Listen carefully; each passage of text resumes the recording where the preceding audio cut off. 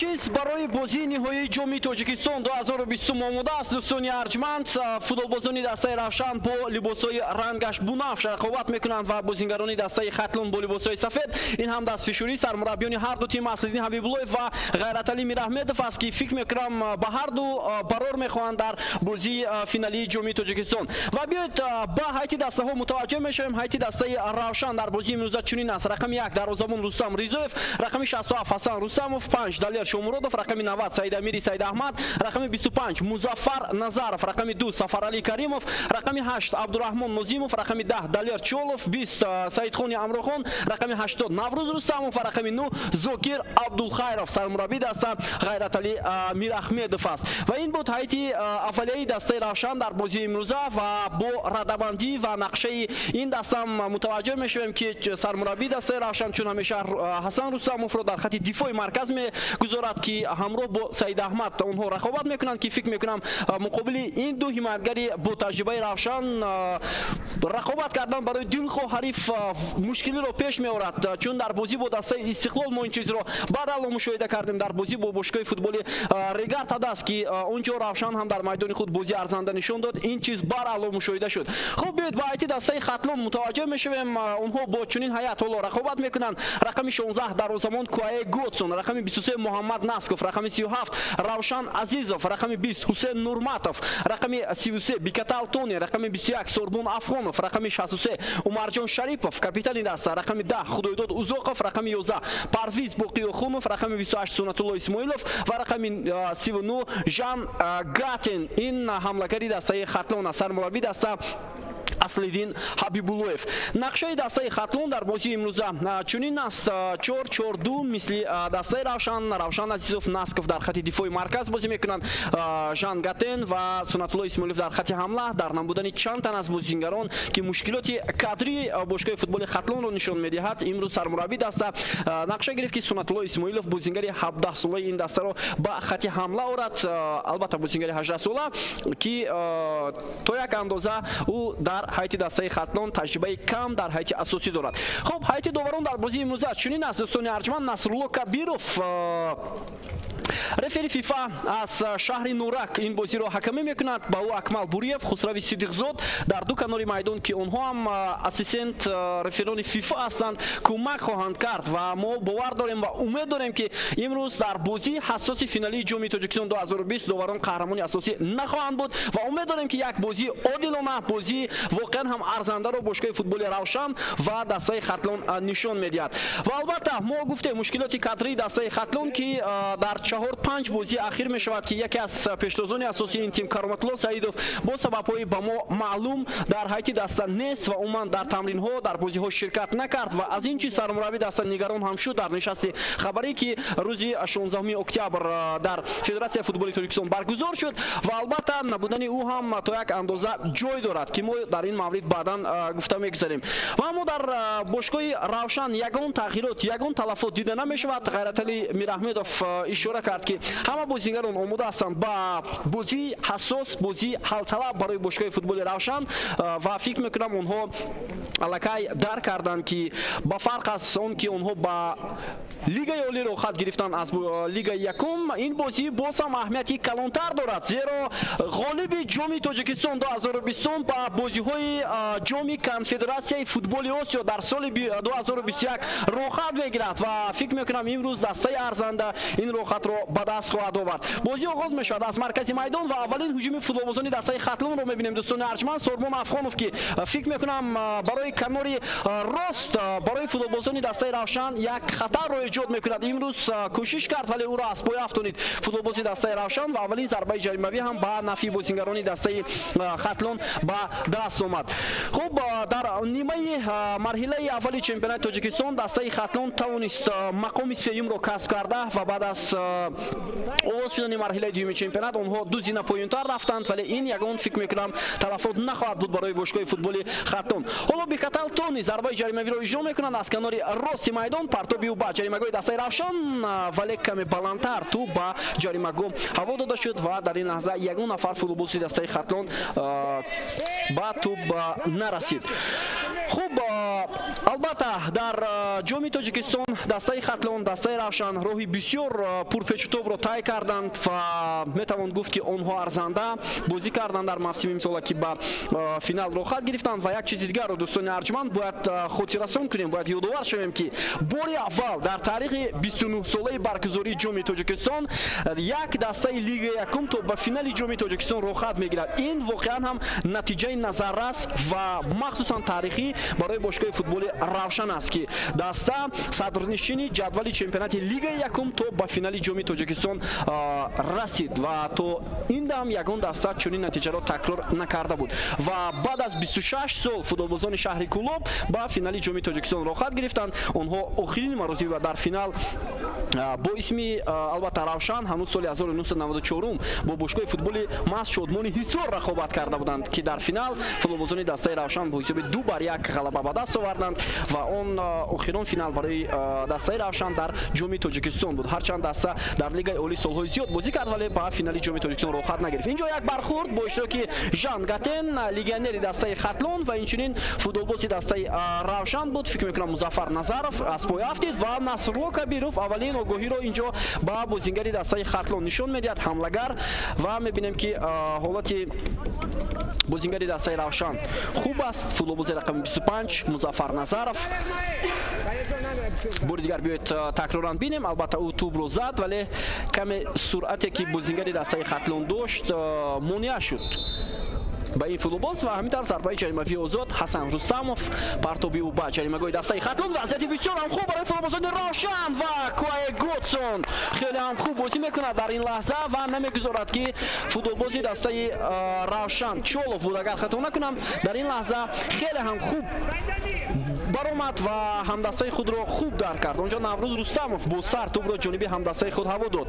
Сафарали Каримов зарбаи кунҷии аввалин дар бозии имрӯза дӯстони арҷманд партоб иҷро мешавад ба ҷаримагоҳ. вазъияти хавфнок ва боз ҳам фурсати муносиб ва боз ҳам фикр мекунам Наврӯз Рустамов буд ки зарбаро бо сар иҷро кард, вале довар Насрулло Кабиров ишора мекунад ки инҷо қоидаи бозӣ қабл аз он вайрон шуда буд. биёед бори дигар ба лаҳзаи такрор мутаваҷҷеҳ мешавем. на Саидхони Амрохон яке аз бозингарони бисёр ҳам пуртаҷрибаи дастаи Равшан ки дар чемпионати лигаи олии Тоҷикистон борҳо ҳунарнамоии арзандам нишон додааст. махсусан ҳунарнамоиу дар дастаи овозадори Регарта даст, дар бошгоҳи футболи Энергетик як муддат ва махсусан дар ҳайти дастаи Равшан. ва имсол ҳайти дастаи Равшанро куллан футболбозоне ташкил мекунанд ки онҳо таҷрибаи хуби бозӣ дар ҳамин гуна бозиҳоро доранд. Наврӯз Рустамов сараввал дар қабати якум муваффақ шуд, вале дар лаҳзаи дигар он қадар хуб ҳунарнамоӣ карда натавонист. Парвиз Боқиёхунов дар марказ муқобилият кард бо ӯ. имрӯз мавқеи Парвиз Боқиёхунов дигар аст. он ҳамчун ним муҳофизатгар ҳамроҳ бо капитани даста Умарҷон Шарифов ҳунарнамоӣ мекунанд. мавқеи Умарҷон Шарифовро Худоидод Узоқов аз канори чап ишғол мекунад ва мо гуфтем ки Сунатулло Исмоилов ва инчунин Жан Гатен дар хати ҳамла бозӣ хоҳанд кард. ин ивазшавии бозингарон бори аввал нест дар ҳайти Хатлон, чун чанд бозӣ мешавад ки онҳо ҳамин гуна бозӣ мекунанд. Саидхони Амрохон каме қоидаи бозиро вайрон кард ва дидем ки инҷо Сорбон Афғонов бо тӯб метавонист ҳунарнамоиро идома дода, вале довар ишора кард ки зарбаи ҷаримавӣ ва боз ҳам вазъияти хуб барои бозингарони Хатлон. ин дафъа Умарҷон Шарифов тӯбро аз зарбаи ҷаримавӣ иҷро мекунад. 5 бозингари дастаи Хатлон дар ҷаримагоҳи Равшан. ва ҳоло биёед бубинем ки чӣ гуна зарбаи ҷаримавӣ иҷро мегардад.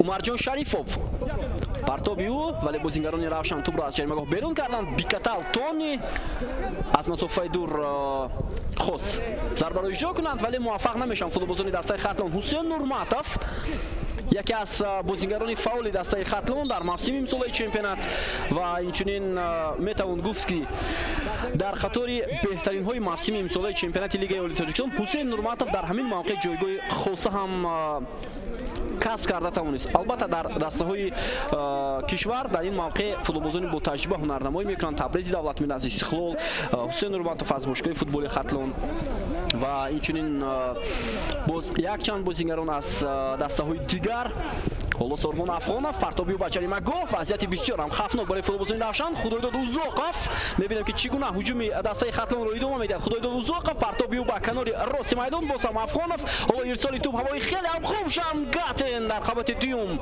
муваффақ шуд, вале зарбаш чандон ба суроғаи аниқ нарафт ва тӯб аз паҳлӯи дарвозаи Рустам Ризоев аз майдон берун шуд. Ҷайшаш бениҳоят хуб буд, аммо фикр мекунам каме тезтар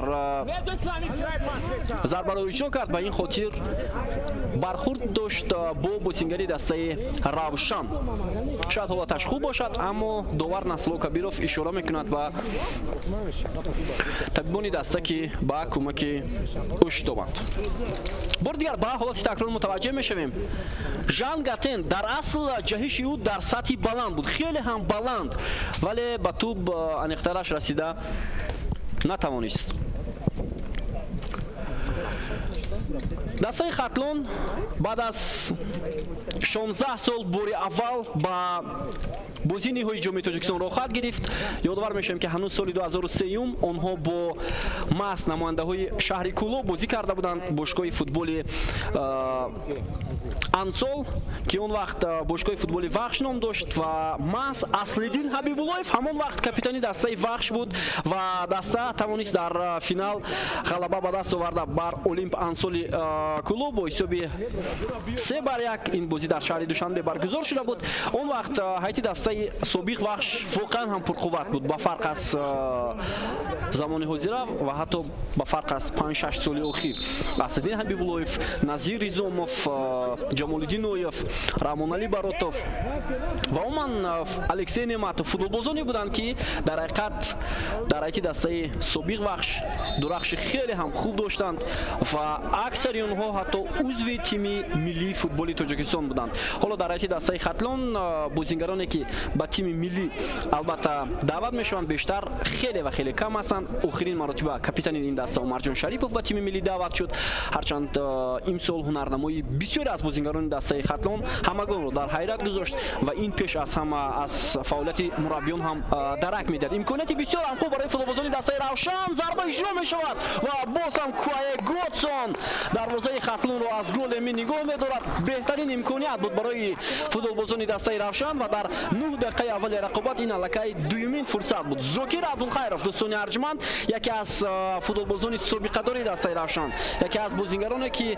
маҳз бо баромаданаш ба ҳайати дастаи Равшан дар рақобат бо Истиқлол рафти бозиро куллан дигар кард ва метавонем бигӯем ки ғалабаи дастаи Равшанро маҳз ҳунарнамоии волои ӯ таъмин карда тавонист.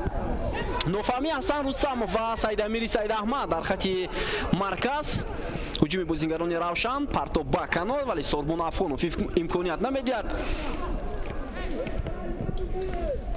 партоби ҳавои Афғонов ва ин ҷо маҳз худи Ҳасан Рустамов тӯбро гирифт. дар маркази майдон боз ҳам футболбозони дастаи Равшан Абдураҳмон Нозимов буд, вале чандон хуб бозӣ карда натавонист. албатта дар миёни бозингарони дастаи Равшан футболбозоне ҳастанд ки бори аввал дар ин гуна бозиҳо ширкат мекунанд. фикр мекунам онҳо ҳам эҳсосоти баланд доранд дар ин бозӣ ва ин хотир шояд монеа шавад барои ҳунарнамои баъзе аз футболбозони ин даста. ва албатта дар мавриди Абдураҳмон Нозимов, дар мавриди Музаффар Назаров ва дар мавриди Далер Чорлов метавонем ин чизҳоро гуфта гузарем. Муҳаммад Насков, Тони, пасиу ба канор, Сорбон Афғонов, партобиу ба ҷаримагоҳи дастаи Равшан ва тавассути канори рост бештар ҳуҷумҳои футболбозони дастаи Хатлон сурат гирифта истодааст. тавассути Сорбон Афғонов аниқтараш Сафарали Каримов, яке аз ботаҷрибатарин футболбозони дастаи Равшан, бисёр хуб ҳунарнамоӣ мекунад. пасиу ба канор, Ҳусен Нурматов имконият намедиҳад. Парвиз Боқиёхонов, Афғонов, Тони Бикатал,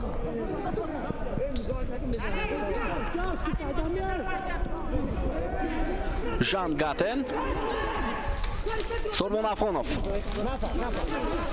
аз канори майдон муқобили ӯ бозингари бо таҷрибаи дастаи Равшан, партоби Афғонов хеле ҳам хафнок, аммо ҳамин гуна партобҳо аз ҷониби бозингарони Хатлон бенатиҷа ба поён мерасад. بار دیگر بیاید متوجه شویم. خوب بازی کرد سالمان افغانов ولی کمی بلندتر پرتابی او از جریمه‌گاه بیرون شد. طور سرمربی دسته خطلون اسدین حبیباللهیف اشاره کرد که دو نفر از بازیگری اساسی دسته خطلون دیروز البته بعد از تمرین هایی که در همین میدان صورت گرفت وضع سلامتیشون چندان خوب نشده است. این خدایداد اوزاقوف و تونی بیکتر می باشد ولی بعد از معالجه طبیبان بعد از اون که آنها را به بیمارخانه بردند و کمی معالجه کردند صبح امروز گفتند که ما آماده هستیم که در این بازی شرکت کنیم. فکر میکنم این بسیار تاثیر میرساند با هنرنمایی آنها خدایداد اوزاقوف و تونی بیکتل و ما چند ساعت پیش از همین بازی تونی بیکتل اقرار شده است که میتواند در حیات اساسی بازی کرده وگرنه اگر همین دو نفر بازیگر اساسی خطلون نمیبودند شاید وضع کادری دسته باز هم دیگر میشد و افضلیت دسته روشن رو بیشتر میکرد. هجوم نوبتی فوتبالبازان خطلون اما به نتیجه اکنون عکس الهجوم دسته روشن رو متوجه میشیم. سفرعلی کریموف، سعیدخانی امروخان، زوکیر عبدالخیرов کمی صورتش کمی کرد بازیگری با تجربه دسته روشن رو. با این خاطر محمد نسکوف هم آزادانه توپ را از نزد پایهای او گرفت.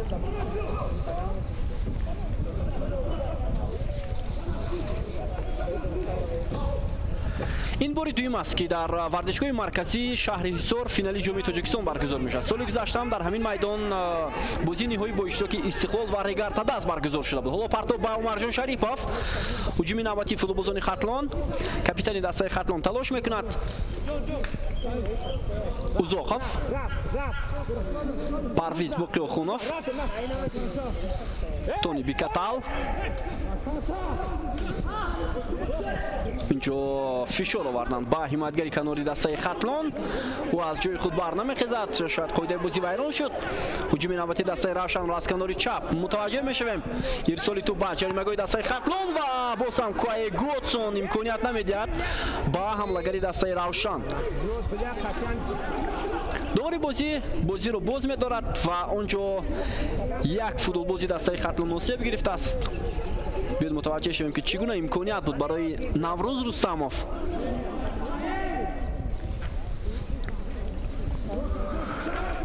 کوای گوتسون البته چند مرتبه در نقش اساسی بود در هجوم‌های دسته روشن و همپیشه او رستم ریزایف حالا باری هم فکر میکنم در نزد دروازه خود شاید خطر رو ایجاد نکرد تا دقیقه 14 رقابت.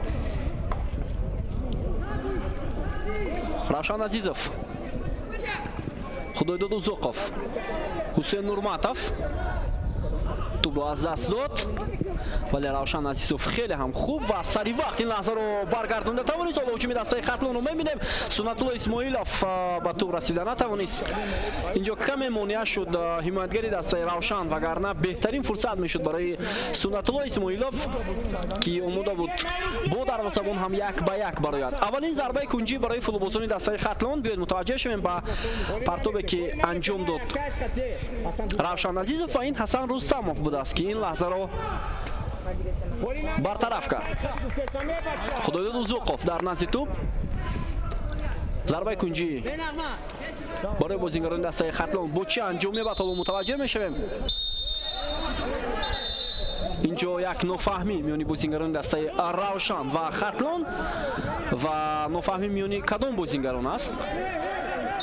اینجا تمام بازیگران روشن فوتبالباز خط دفاعی دسته خطلون رو البته با او البته فشار میآورند و از این جهت بازیگران روشن واقعا هم میتوانند حریف رو در هر لحظه با دیگر حالت بیارند، یعنی با اعصاب‌های اونها بازی میکنند و این چیز البته تأثیری پسیخولوژی رسانیده میتواند در جریان همین رقابت. اینجا سخن در مورد اون فوتبالبازان میرسد که حالا نوفهمی ها رو در میدان به میان آورده ایستادند. در نظر دارم فوتبالبازان دسته روشن رو. غیرتعلی میرحمیدوف در اکران های ما و شما بود، سرمربی دسته روشن. Насло Кабиров ба кадом бозингаре огоҳӣ ҳам дод. ҳоло зарбаи кунҷиро бинандаи азиз мебинем. Сафарали Каримов корти зард гирифтааст. ин дуюмин корти зард дар бозии имрӯза ба ҳисоб меравад. Худодуд Узоқов партобиё ба ҷаримагоҳи дастаи Равшан. Вазъияти бисёр хавфнок буд, вале Ҳасан Рустамов ҳамеша дар хати ҳимояи дастаи Равшан устувонона бозӣ карда истодааст ва намегузорад ки ин лаҳзаҳоро футболбозони ҳариф истифода кунанд. Тони Бекатал ҳам корти зард гирифт аз ҷониби довар Насрулло Кабиров.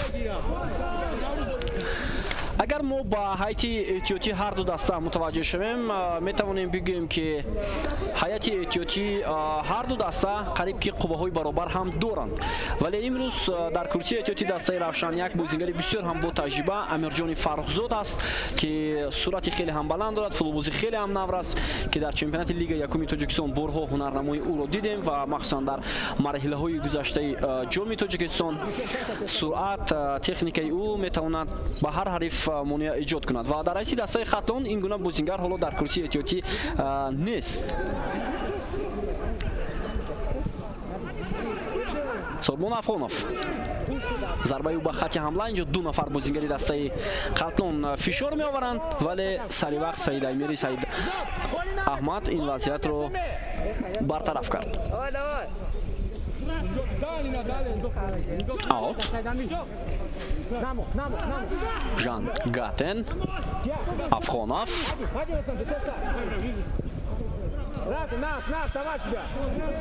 боз ҳам аут ва ин дафъа дар нимаи майдони дастаи Хатлон ба нафи футболбозони сафедпӯш.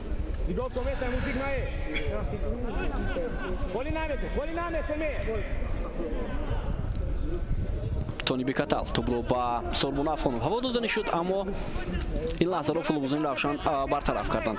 Дар нишасти хабарие ки баргузор шуд дӯстони арҷманд дар қароргоҳи Федератсияи футболи Тоҷикистон, Аслин Ҳабибуллоев бештар албатта дар мавриди он гуфт ки имсол дастаи Хатлон ба фарқ аз солҳои гузашта тавонист натиҷаи хубтар ба даст оварда ва ин чиз воқеан ҳам бояд таҳсину офарини махсусан сармураббӣ даста ситоди мураббиёни ин тим бошад, чунки Меҳроб Заврбек ва Аслин Ҳабибуллоев тавонистанд дар як муддати хеле ҳам кӯтоҳ ба вазъи даста нигоҳ накарда тимро хеле ҳам хуб омода кунанд ба чемпионати мавсими имсола.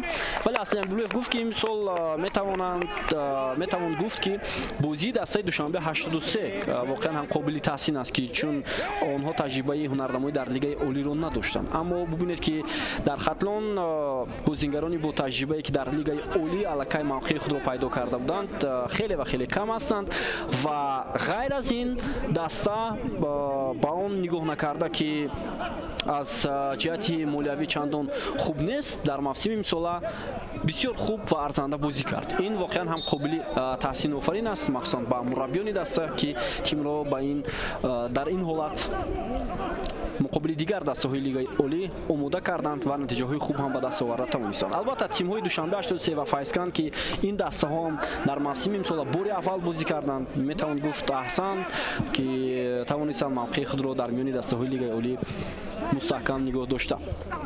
Зарбаи ҷаримавӣ ва боз ҳам ҳуҷуми дастаи Равшан, имконияти бисёр ҳам хуб. Абдурахмон Нозимов тӯбро ба канор ва ҳоло партоби бисёр ҳам хуби Саидхони Амрохон, аммо дар ин лаҳза зарбаи задаи Далер Чолов чандон хуб набуд ва Худойдод Узоқов қоидаи бозиро вайрон кард муқобили Сафарали Каримов.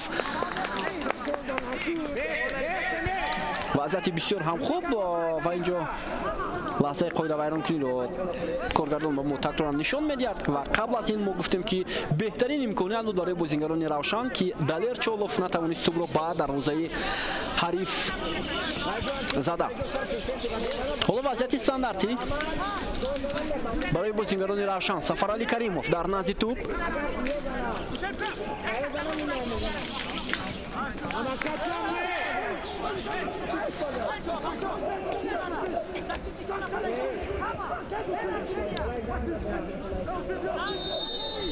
партоби Сафарали Каримов ба ҷаримагоҳ. Вазъияти бисёр хавфнок, вале Равшан Азизов ин лаҳзаро аз ҷаримагоҳ берун кард ва нагузошт ки бозингарони Равшан хуб ҳунарнамоӣ кунанд.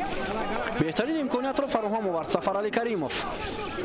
биёд мутаваҷҷеҳ мешавем ба лаҳзаи такрор.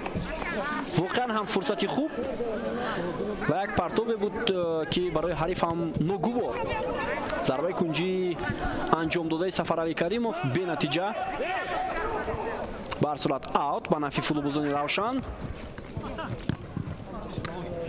ва боз ҳам зарбаи кунҷӣ. ва бори аввал дӯстони арҷманд дар таърихи футболи кишвар мо дербии вилояти Хатонро дар финали ҷоми Тоҷикистон баъд аз албатта чанд сол мебинем. мо гуфтем ки соли 2003 ҳоло биёед ҳолати такрор, ҳолати бисёр хуби вазъияти стандартиро мебинем, аммо бенатиҷа.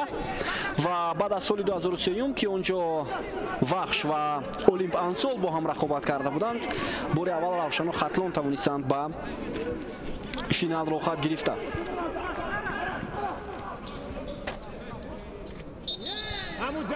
Зокир Абдулхайров чандон бозии хуби ӯро ҳоло надида истодем. албатта бозингари воқеан ҳам собиқадор, таҷрибаи хуб дорад ва Ғайраталӣ Мираҳмедов имрӯз ӯро ба ҳайати асосӣ ворид кард ва албатта дар ин мавқеъ бештар бозӣ мекард Амирҷони Фаррухзод, бозингари ҷавон ки мо дар мавриди ӯ болотар гуфта гузаштем.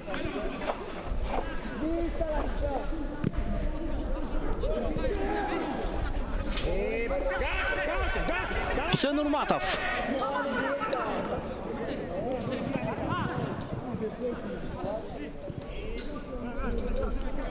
Равшан Азизов зарбаи ӯ ба хати ҳамла. бисёр имконияти хуб барои футболбозони Хатлон ва бубинед ки чӣ гуна Сунатулло Исмоилов ба тӯб расида натавонист ва Рустам Ризоев ин лаҳзаро тавонист баргардонида. бори дигар биёед мутаваҷҷеҳ шавем. беҳтарин имконият буд барои Сунатулло Исмоилов, аммо каме дер кард.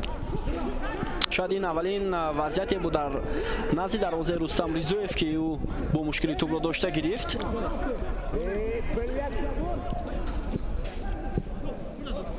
ҳуҷуми навбатӣ дастаи Равшан ва аз канори чап боз ҳам Зокир Абдулхайров муқобили ӯ Тони Бикатал.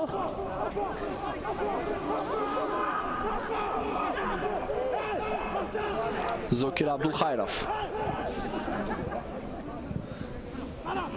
пас боз ҷониби ӯ буд, аммо тӯб аз майдон берун шуд. инҷо Сафарали Каримов каме иштибоҳ ҳам кард барои паси аввал ба ҳам дастаи худ.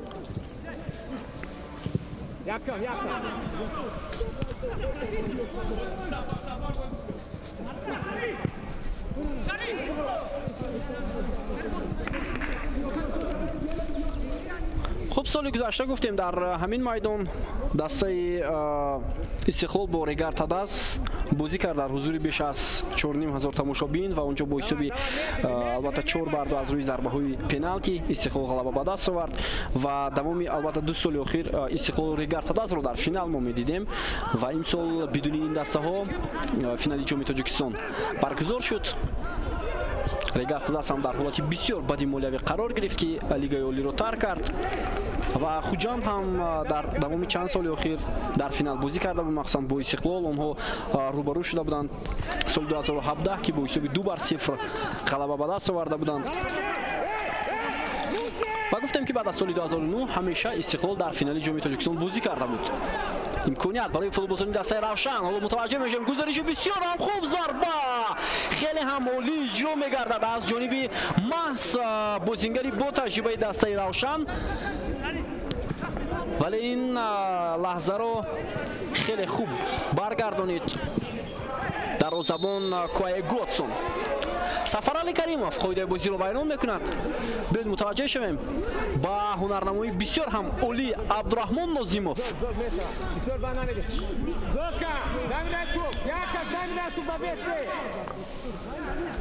Худойдуд Узуқовро аз поя афтонид Сафарали Каримов. набояд ин бозингар даъво кунад, чун корти зард ҳам дорад.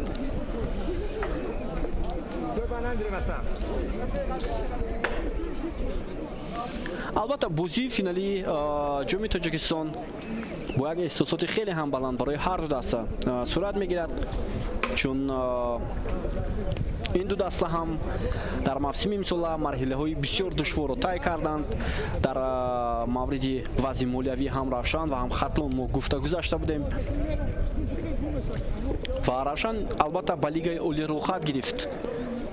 باید از این جهت اونها بیشتر تلاش کنند که وضع خود را بهتر کنند و در لیگ اولی هم ارزنده و سزاوارانه بازی نمایند. البته هیئت کامل دارد، ستاد مربیان این دسته هم تجربه خیلی زیاد دارند. غیرت‌الله میراحمدوف همچنین یکی از معروفترین فوتبالبازان سابقی دسته ریگارتا است، معروف رستموف که همچون یاردمچی سرمربی دسته فعالیت میکند.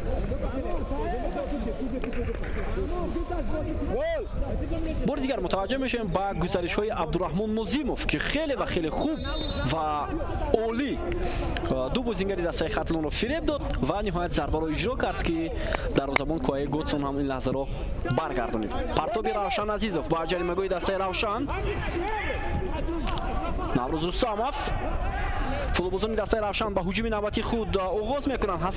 سفرعلی کریموف پسی او اما چندان پسی سفرعلی کریموف سرعتی بلند نداشت. پرویز بخیوخونوف، عمرجان شریفوف، حسین نورماتوف با خدایداد اوزوخوف والا اجازه نمیدهد داور که به میدان آید.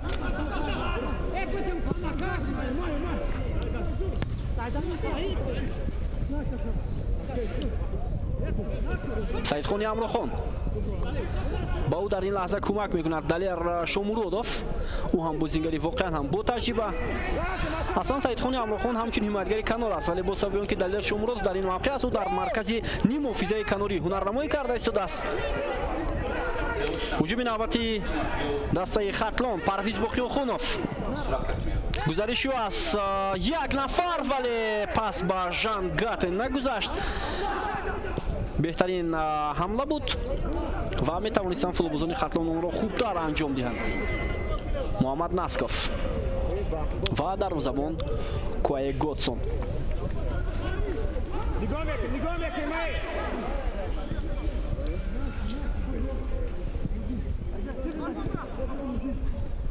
دقیقه 28 بازی دوستان ارجمند، حساب کشیده نشده است، 0-0. ناسکوف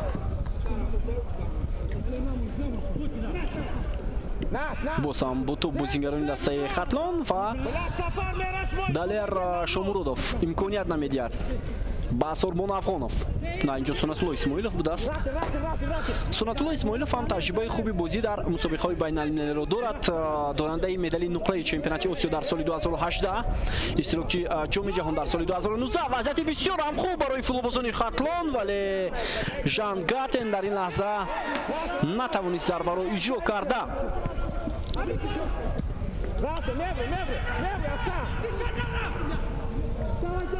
حسین نورماتوف،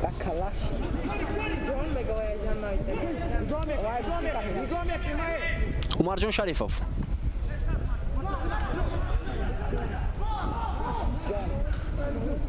حسین نورماتوف، بوسام عمر شریفوف، پرویز اوخونوف، ژان گاتن و گزارش دویمی خوب انجام نیافت. اکنون سفرعلی کریموف با توپ و میتواند هجوم نوبتی دسته روشن رو خوب آغاز کند. گزارش از پرویز بخیوخونوف خوب بود، از پای افتید سفرعلی کریموف داور اشاره میکند که بازی ادامه یابد. عمر شریفوف توپ را از میدان بیرون میکند. سفرعلی کریموف از پای افتیده است. حالا بیاید با لحظه تکرار متوجه میشیم. برخوردی پرویز بخیوخونوف و سفرعلی کریموف بود.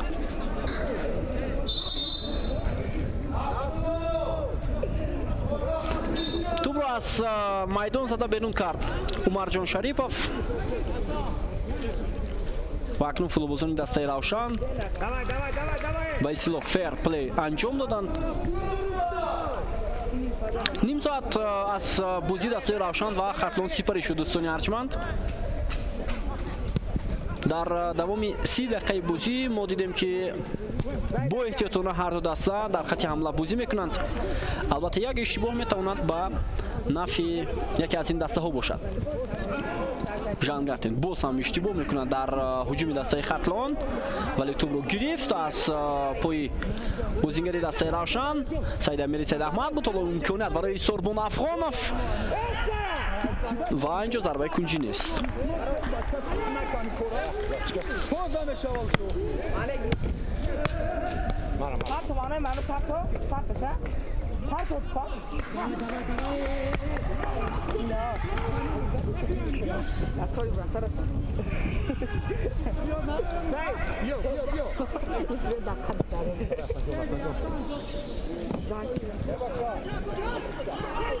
Тони Бикатал сурати хеле ҳам баланд дорад, аммо пасаш ба Жан Гартен хуб буд, вале ҳамлагари дастаи Хатлон хуб бозӣ карда натавонист.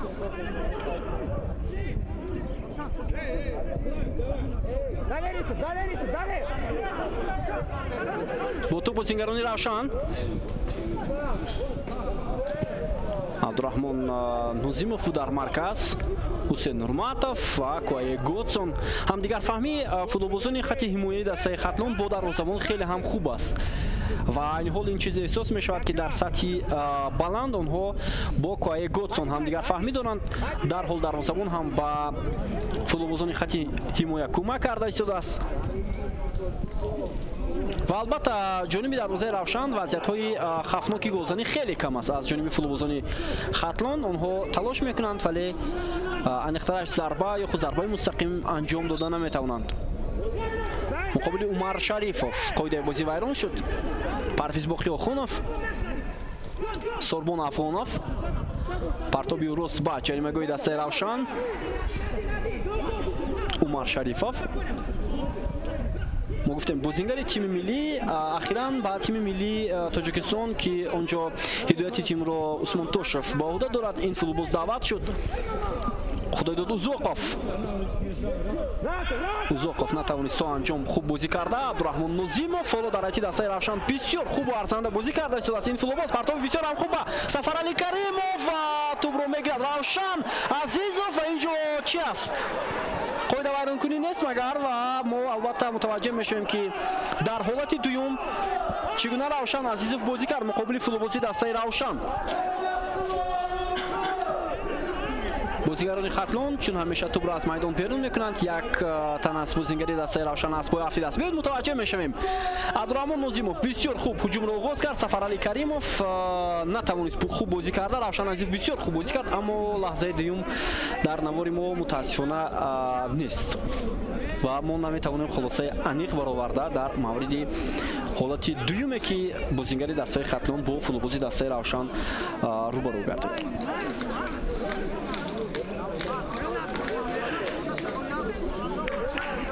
футболбозони Равшанро мебояд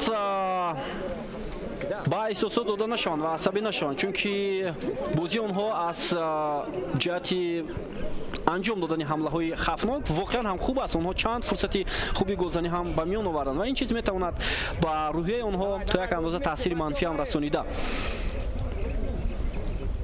ҳоло мо мебинем ки Сафарали Каримов бо довар Насло Кабиров даъво мекунад дар мавриди он ки чаро ин лаҳзаро хуб мушоҳида накард, вале гуфта метавонем ки муқобили Сафарали Каримов онҷо албатта шояд Равшан Азизов бо ту бозӣ кард.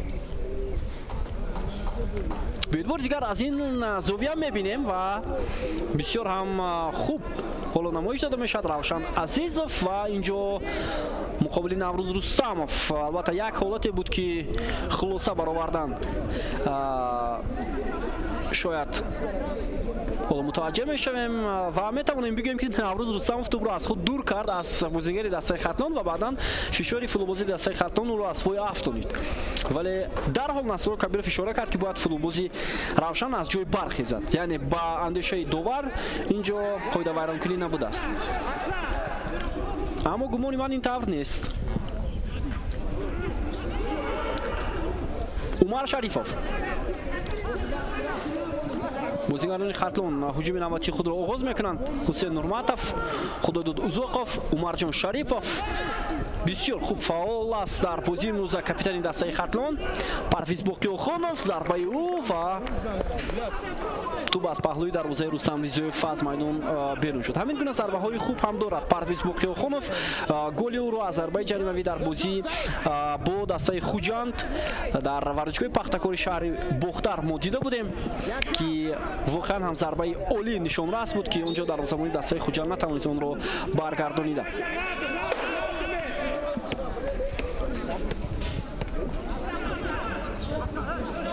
ضربه جریمه‌ای با نفی فوتبالسازی دسته روشن.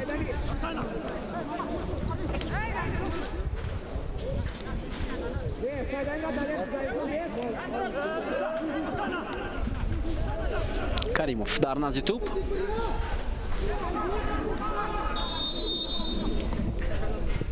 پرتابی سفرعلی کریموف. توپ از میدان بیرون نشده است. روشن عزیزوف نه تونی بیکتال اجازه نداد. افغانوف ژانگاتن و اینجا قاعده بازی ویران می شود از جانب سید امیری سید احمد. بیاید حالت تکرار رو می بینیم. بله اینجا و همین گونه حالت هم در جریمه‌گاه دسته ختنون با وقوع پیوسته بود ولی برای ما اونقدر روشن نبود که آیا بازیگری دسته ختنون با فوتبالبازی روشن رسید یا نه. عموما در قاعده فوتبال اگر به اصطلاح یک رسش خوردکک یا به اصطلاح کانتاکت هم باشد داوران البته در حال ضربه جریمه‌ای یا ضربه پنالتی تعیین میکنند. هجوم نوبتی دسته ختلون سنت‌الله اسماعیلوف. گزارش خیلی هم خوبی و از حسن رستموف نفر دوم رو هم فریب میدهد. وارد جریمه‌گاه میشد فوتبالبازی دسته ختلون. پرتابی خیلی هم خوب عمر شریفوف ولی به نتیجه بود این حمله خوبی دسته ختلون. هجوم پوزیشنی واقعا هم در سطح بلند با کوشش های سنت‌الله اسماعیلوف انجام شد. بیاید ببینید که چگونه سنت‌الله اسماعیلوف در همین لحظه هم مقابل حسن رستموف و هم مقابل سعید خانی امروخان خیلی خوب بازی کرد. توپ رو به ژانگاتن هوا داد و عمر شریفوف نهایت ضربه زد که ضربهش بالاتر از دروازه از میدان بیرون شد.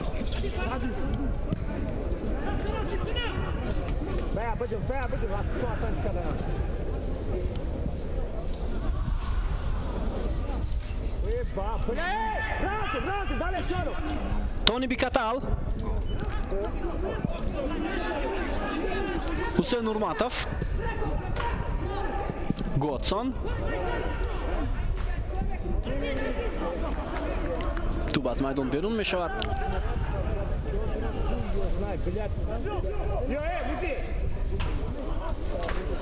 در فینال های جام تاجیکستان البته زمان اضافی یا خود علاوه کردن وقت بعد اون که در 90 دقیقه بازی حساب تغییر نیابد خیلی زیاد بود. مخصوصا سال گذشته در همین میدان در بازی دسته استقلال وری گرفتده است بعد حساب 1-1 داور مجبور شد که باز وقت علاوه‌ای بدهد. یا خود سال 2016 اون وقتی دسته استقلال با حسیلو در فینال بازی میکرد تنها ضربه های پنالتی غالب رو معین کرد با حساب 3 اون وقت استقلال غلبه کرد بر پشتگاه فوتبالی حاصلات و در فینال جام تاجیکستان این گونه حالت خیلی و خیلی زیاد رخ میدهد. و یادآور میشیم دوستان ارجمند که غیر از اون که دسته ختلون سابق وقت سال 2003 برنده این جام شده بود بعد از 2 سال اونها در فینال هم بازی کرده بودند. حالا امکانیت نوبتی برای فوتبالبازان ختلون و نختر سال 2005 بوریگر خط از وقت بازی کرد و از روی پنالتی با حساب 4-2 مغلوب شده بود. در این مورد ما فراموش کردیم که گفته گذاریم.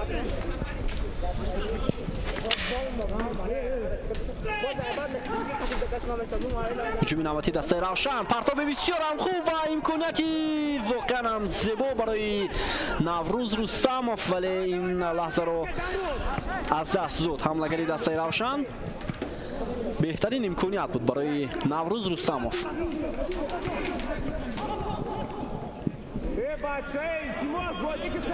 پنج دقیقه دیگر تا انجام نیمه اولی بازی.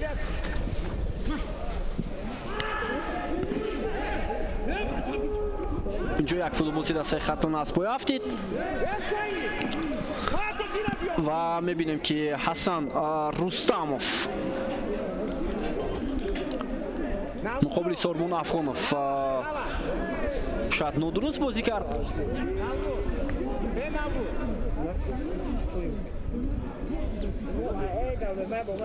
حالا بیاید به حالت تکرار متوجه میشیم. بله اینجا پایش رو زیر کرده است حسن رستامov. با این خاطر بازیگری دسته خطلون هم صدا بلند کرد.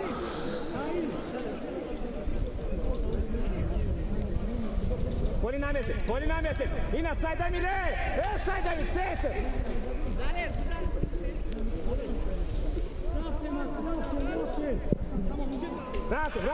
راتم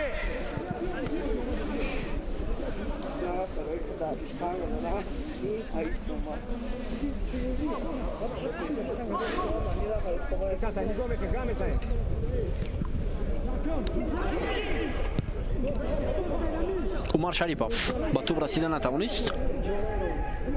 سعید امیر خیلی خوب بازی کرد سری وقت این لحظه رو با پیش هوا داد. تونی بیکاتال پرتابی هوایی این فلوبوز далее Шомуродов.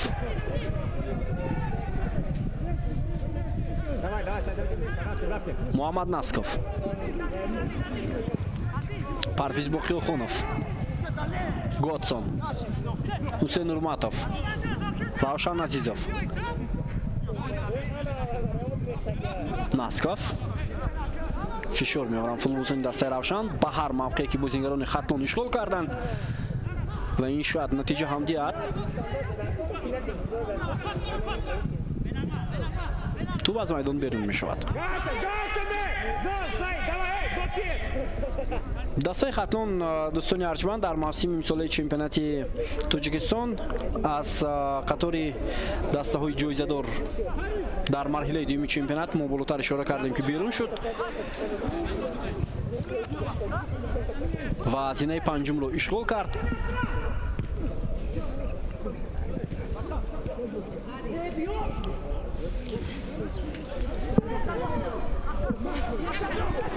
هجومی نوبتی دسته روشن می‌کند برای نوروز رستامov پاسیو و اگر شاید نوروز رستامov کمی هم وارد جریمه گاه‌تر میشد باز هم امکاناتی خوب پیدا میکرد. خداداد زوخوف گزارشی خیلی هم خوبی فوتبال رقمی ده خطلون. افغانوف با کناری راست میآید موقع او کناری چپ است و با خداداد زوخوف اشاره میکند که موقع او را اشغال نماید.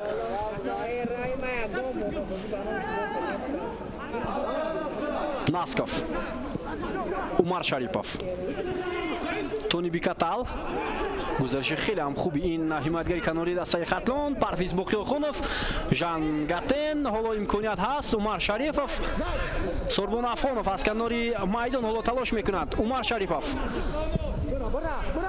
پرویز بخیاخونوف، تونی بیکاتال، پرویز بخیاخونوف پاسهای کوتاه و حمله جوابی دسته خطلون. سنت الله اسماعیلوف ولی پس زمینی و چندان موافق نبود برای دیگر فوتبالیستانی که در جریمه گاه آماده بودند. تونی بیکاتال ضربه سخت میزند اما توپ ترک میدان میکند و خطلون در 18 بازی که انجام داد تنها 6 پیروزی به دست آورد و 8 بازی رو مساوی نمود چون در 4 بازی به باخت روبرو شد. دسته خطلون از لحاظ بازی های باخته در موسم امسال بعد از باشگاه استقلال همراه با تیم کوکتاش زینه تیم را اشغال میکرد. این نشاندهی خیلی خوب برای دسته خطلون هم هست اما متاسفانه برای مخلصان این دسته آنها بسیار بازی ها رو مساوی انجام دادند مخصوصا در مرحله دوم چمپیونات. بازی دوری آخر با دسته ایستراوشان که 1-1 به انجام رسید. بازی دوری 17 چمپیونات تاجیکستان که دسته خطلون با باخت روبرو شد در میدان خود. بازی دوری 16 که آنها با استقلال بازی رو مساوی کردند هرچند مساوی با استقلال برای این دسته واقعا هم نتیجه خوب است.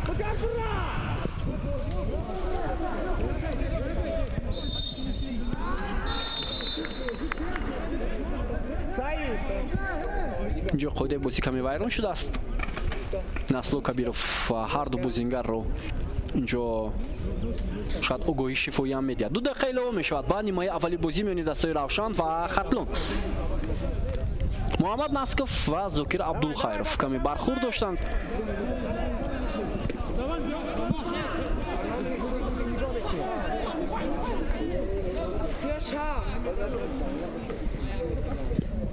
خب در نیمه اول اگر ما 45 دقیقه قسم اول رو حالا تحلیل و بررسی کنیم شاید اونقدر بازی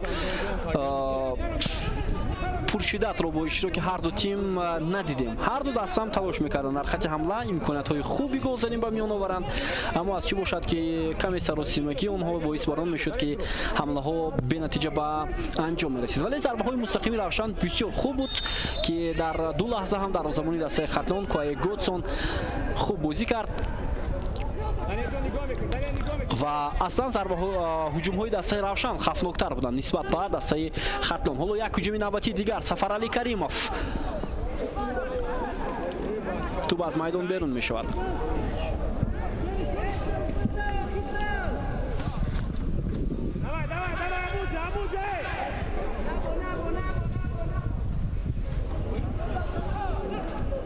سوربون افانوف پس با ژان گاتن امکاناتی بسیار هم خوب ضربه او، اما رستم ریزویف ضربه حمله‌گری دسته خطون رو برمیگرداند. چندان ضربه سخت هم نداشت این فوتبال، بیاید متوجه شویم، ولی موقعیتش خوب بود برای اجرای ضربه مستقیم.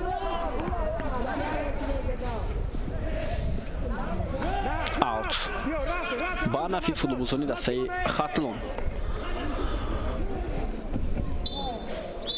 و نیمه اول به انجام میرسد. دوستان ارجمند، حساب شده نشده است 0-0 بازی نهایی جام تاجیکستان 2020 با اشتراک دسته روشن و خطلون.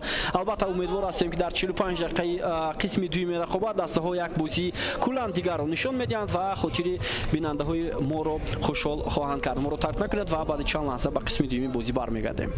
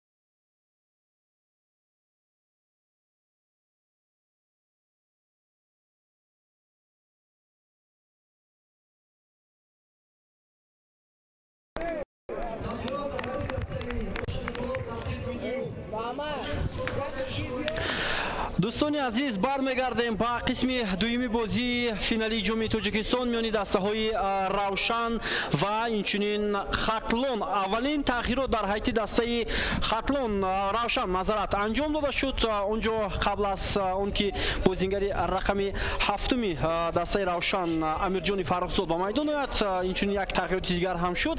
امیرجان فرخزاد همین حالا با جای زاکر عبدالخیرов با میدان آمد که ما تخمین می‌زدیم که با جای همین فوتبال در نیمه اول او همیشه باید بازی میکرد و اینچنین فوتبال رقم 58 در حیطی دسته روشن وارد میدان شد. شادی مرادов و او سعیدخان امروخان رو عوض کرد، یکی از فوتبالبازان فعال دسته روشن که تا این دم در نیمه کناری میدان بازی میکرد، همچون نیم محافظتگری کناری. و این دو تغییرات در حیطی دسته روشن چی نتیجه میدهد در 45 دقیقه قسم دوم وقت نشان میدهد. و البته این دو بازیگری که حالا با میدان آمدند خیلی هم جوان هستند و شاید از لحاظ جسمانی کمک نمایند با تیم خود. حالا هجوم دسته خطلون را از کناری میدان میبینیم. اینجا با تو با سوربون افغانوف در رقابت با او حمایتگری دسته روشن دلیر شمرادov و میبینیم که سوربون افغانوف چی گونه بازی میکنه. پرتابی تونی بیکتال با جریمه‌گاه دسته روشن و اینجا بعد توپ هم رسیده نتوانست. شادی مرادov فوتبالباز رقم 58 نیم محافظتگر. اصلا دو نیم محافظتگری کناری واسه شد در حیطی دسته روشن، هم از کناری چپ و هم از کناری راست.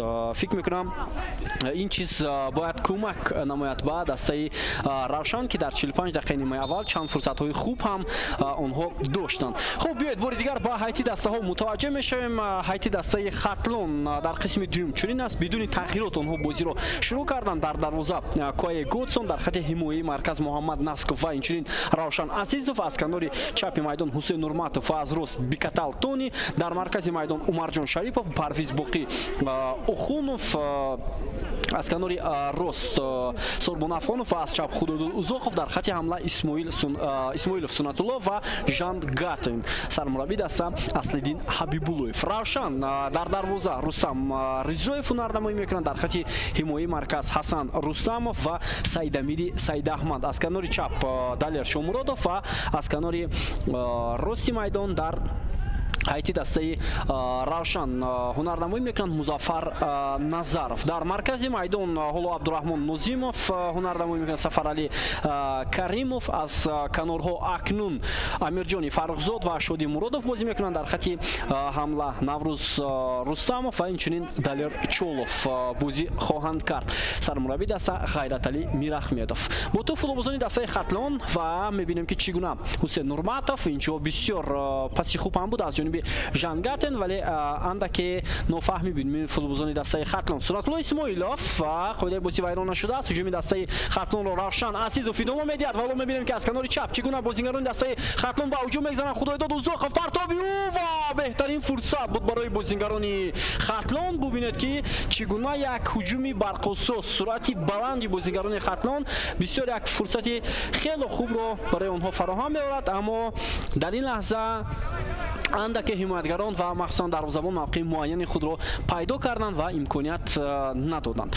خب نصرالله کبیروف رفیق فیفا از شهر نورک بازی امروز را داوری کرده ایستاده است با او خسروی صدیقزاد در دیداری امروز و اینچنین اکمل بوریف کمک میکنند در دو کناری میدان. بیاید بار دیگر با لحظه تکرار را متوجه میشیم. خدایداد اوزاخوف پاسی خیلی هم سری وقتی و خوب داد و حمایتگران دسته روشن امکانیت ندادند با بازیگران خطلون.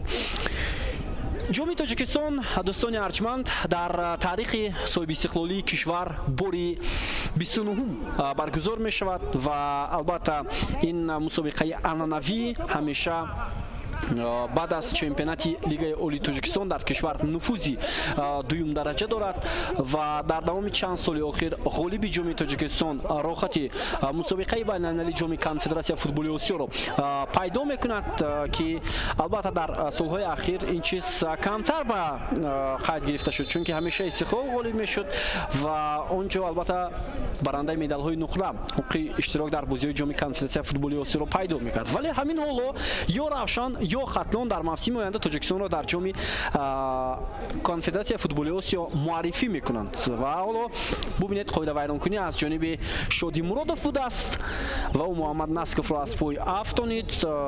نه Сорбон Афонов ин қабл аз он ҳолат буд ва ба бозингари дастаи Равшан ҳам довар корти зард нишон дод. муқобили Сорбон Афонов хеле зиёд қоидавайронкунӣ ба қайд гирифта мешавад дар дидори имрӯза ва фикр мекунам ин як бозингари ботаҷриба футболбози тезсурати дастаи Хатлон аст ки бозингарони Равшан ҳам аз ҳунар ва маҳорати ӯ хуб огаҳӣ доранд. Ба ин хотир муқобили ӯ ба тарзи дигар бозиро ба роҳ мемонанд ва бубинед ки боз ҳам осеб гирифт дар оғози қисми дуюми дидор футболбози рақами 21 дастаи Хатлон, вале ӯ метавонад бозиро идома дода.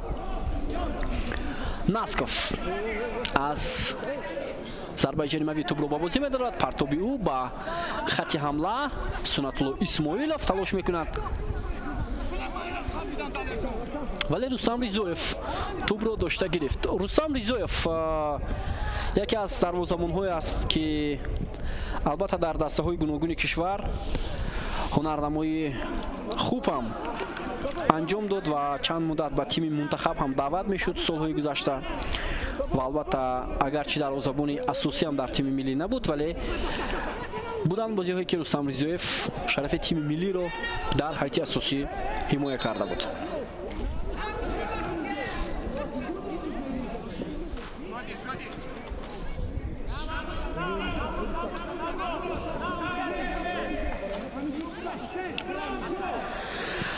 аз ҳама дастае ки дар финали ҷоми Тоҷикистон бештар бозӣ кардааст ин бошгоҳи футболи Истиқлол мебошад. онҳо дар умум 11 маротиба дар финал бозӣ карданд, 8 маротиба ғалаба ба даст оварданд. Боз ҳам як қоидавайронкунӣ ва боз ҳам аз сӯи футболбозони дастаи Равшан. ҳоло мебинем Тони Бикатал пасиу ба Сорбон Афонов буд ва боз ҳам Сафарали Каримов Сорбон Афоновро аз пой афтонид ва аллакай ин бозингарро маротибаи дуюм дар як дақиқаи охир аз пой меафтонанд футболбозони дастаи Равшан ва бубинед ки ин боиси мешавад ки андаке ҳаросидаам бозӣ кунанд футболбозони дастаи Хатлон.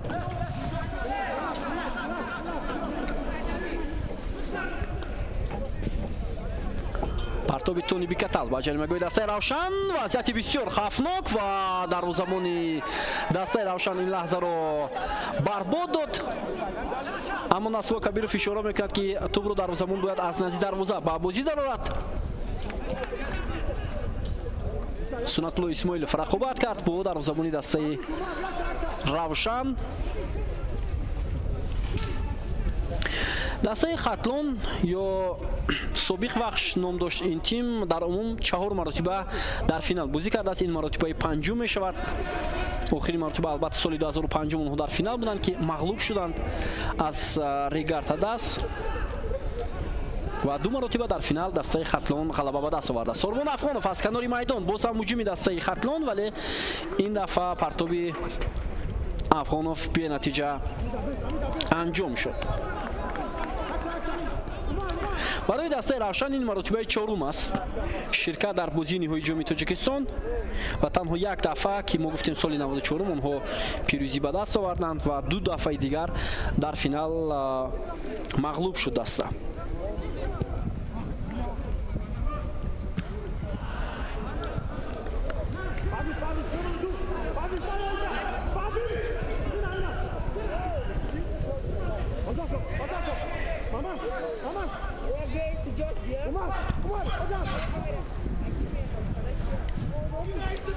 Далер Шоумуродов.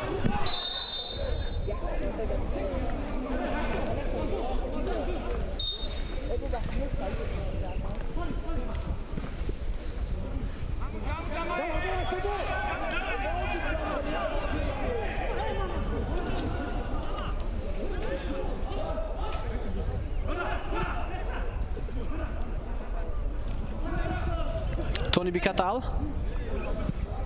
Далер Шоумуродов ин лаҳзаро барбод дод ва Муҳаммад Насков ҳам талош кард то лаҳзаи охир. бозингарони Равшан ҳоло мехоҳанд пурра бартариро ба даст гиранд. Наврӯз Рустамов, Сафарали Каримов, фарто ба Шоди Муродов ва ба Шоди Муродов имконият намедиҳад. Тони Бикатал, Сорбон Афонов парвиз боқиёхонов, партоби афғонов ба хати ҳамла, Жан Гатен онҷо дар хати ҳамла аст ва мебинем ки чӣ гуна муваффақ мешавад дар рақобат бо футболбози дастаи Равшан. имконияти бисёр ҳам хуб барои бозингарони Хатлон. Умар Шарифов, партоби навбати ба марказ, парвиз боқиёхонов, зарбаи ӯ ва аз паҳлӯи дарвозаи Рустам Ризоев ин зарба берун мешавад. имкони пас додан ҳам буд ба канори майдон. Равшан чанд давр пеш аз анҷоми мавсими имсолаи Лига Якум ҳуқуқи рохат гирифтан ба Лигаи Олиро пайдо кард. албатта онҳо ҳоло дар 20 бозӣ 48 имтиёз ба даст оварданд ва даста бо бозиҳои ҷолибаш дар он 16 пирӯзӣ ба даст овард ва 4 бозиро бо бохт анҷом дод. Ягон мусовӣ надорад дастаи Равшан дар чемпионати Лигаи Якум ва дар он 68 гол ба дарвозаи ҳарифон зада 34 гол сар додааст. ин нишондоди беҳтарин миёни дастаҳои Лигаи Якум мебошад.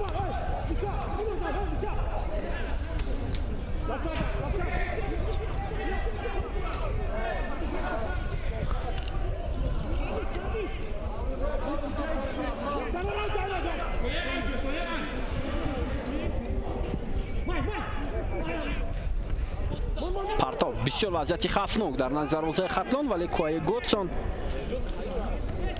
тӯбро дошта гирифт.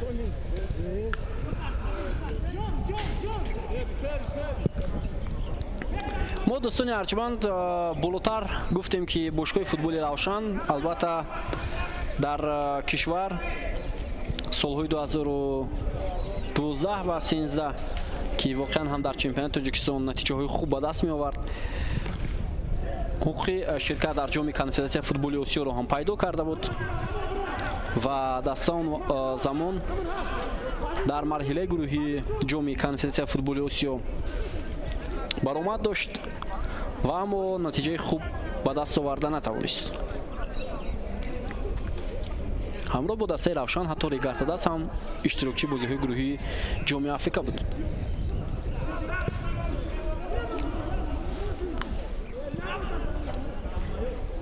Жан Гатен дар рақобати дюм муваффақ мешавад ва инҷо аут ба нафи футболбозони дастаи Хатлон.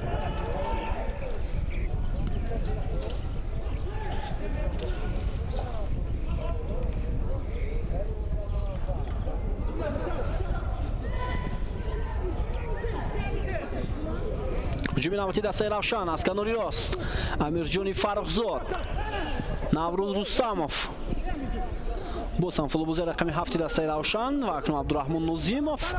ин бозингар ҳам дар нимои аввал бисёр хуб бозӣ кард. зарбаи Сафарали Каримов бо сар хеле хуб.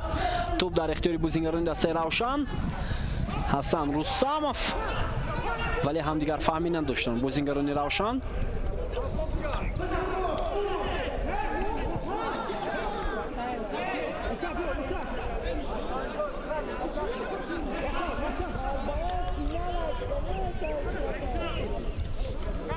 хуб умуман барои Хатлон ва Равшан фикр мекунам бозӣ кардан дар майдони сунъӣ то як андоза таъсир ҳам мерасонад, чун ин дастаҳо ҳамеша дар майдони табиӣ бозӣ мекарданд ва имсол танҳо Хатлон чанд бозӣ карда буд дар майдони сунъӣ ва он ҳам рақобат бо дастаи Истиқлол дар доираи чемпионат ва Равшан бошад. албатта муддати зиёд буд дар ин майдон бозӣ накардааст ва ин албатта таъсир мерасонад ва ҳатто вақти баргузории бозиро ҳам сармураббии дастаи Хатлон он қадар баҳои хуб надод ки дар нисфирӯзӣ баргузор кардани финал то як андоза барои футболбозон ҳам таъсир мерасонад. ҳуҷуми навбати дастаи Равшан, имконияти бисёр ҳам хуб, Абдураҳмон Нозимов, зарбаи хеле ҳам хуби ӯ ва ин зарбаи дуюми мустақим аз ҷониби ҳамин футболбози рақами 8 Равшан аст дар бозии имрӯза. дӯстони арҷманд, гузариши хеле ҳам хуби Умар Шарипов, бубинед ки чӣ гуна дар марказ ду нафар бозингари Равшанро фиреб медиҳад. Жан Гатен, ӯ ҳам хуб бозӣ мекунад, вале дертар пасро иҷро кард.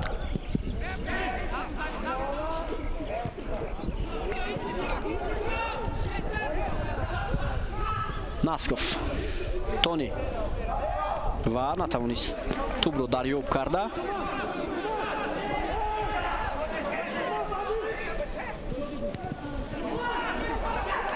Сафарали Каримов зарбаи бозам зарбаи мустақими футболбозони Равшан ва Куай Готсон бозам дар сатҳи баланд бозӣ мекунад дарвозабони дастаи Хатлон.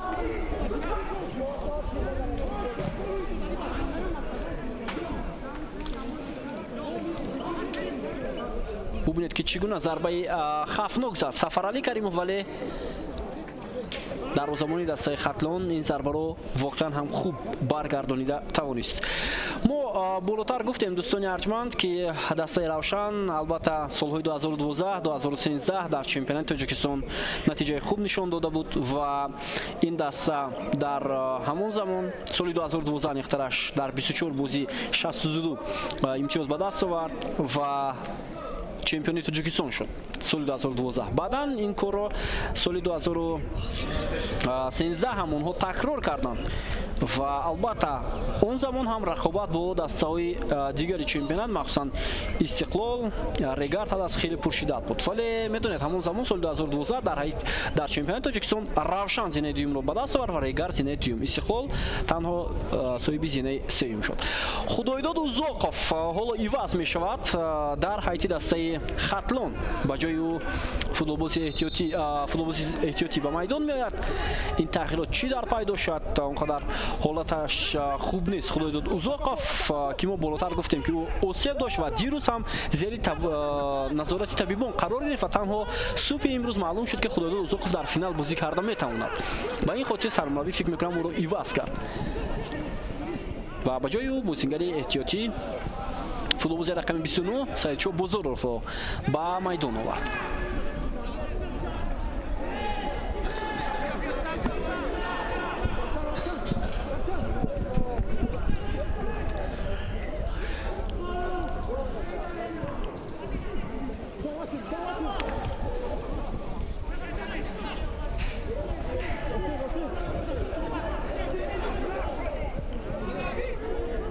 Шомуродов,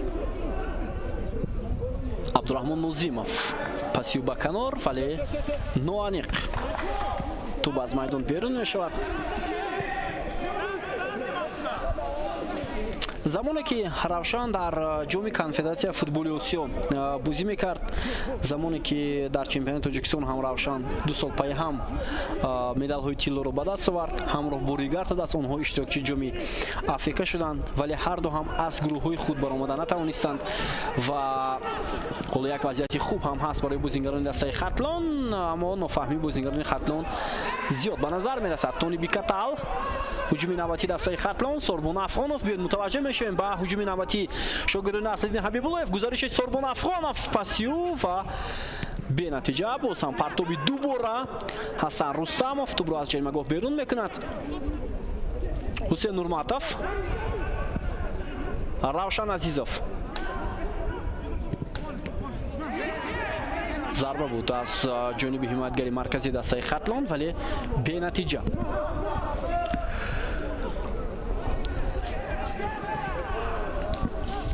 то кадом андоза ғолиби ҷоми Тоҷикистон метавонад дар ҷоми Африка сазоворона бозӣ кунад, инро вақт нишон медиҳад. албатта дар ҷоми конференсия футболи Осиё пеш аз ҳама ҳолати офсайд нест, имконият барои футболбозони Равшан. Наврӯз Рустамов натавонист фурсатро хуб истифода бурда ва дарвозабони дастаи Хатлон Куай Готсон ҳам дар сатҳи баланд бозӣ кард. дӯстони арҷманд, хеле ва хеле хуб. беҳтарин имконият буд барои бозингарони дастаи Равшан ва дар ин лаҳза як ба як баромад ҳамлагари дастаи Равшан Наврӯз Рустамов. бубинед ки чӣ гуна Сафарали Каримов зуд тӯбро ба ӯ пас дод, вале Куай Готсон пештастӣ карду монеа шуд ба Наврӯз Рустамов. Муҳаммад Насков, Умар Шарифов. қоида вайдонкунӣ инҷо довар ба қайд мегирад.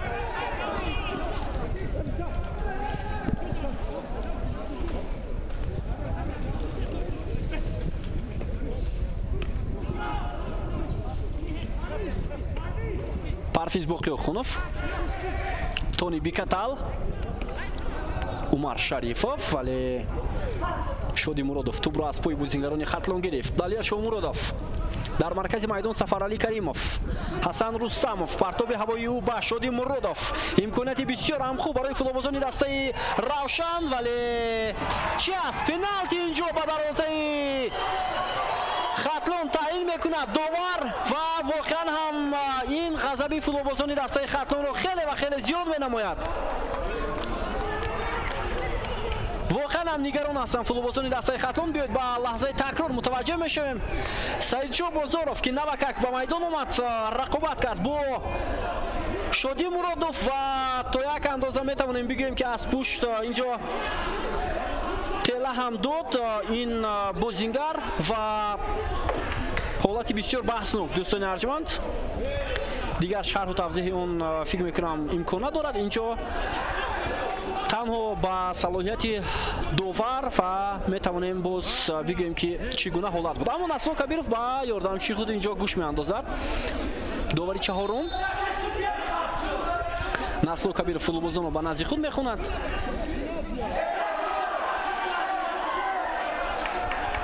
و پنالتی است. اینجا دوور قرار میکند که جریمه 11 متره.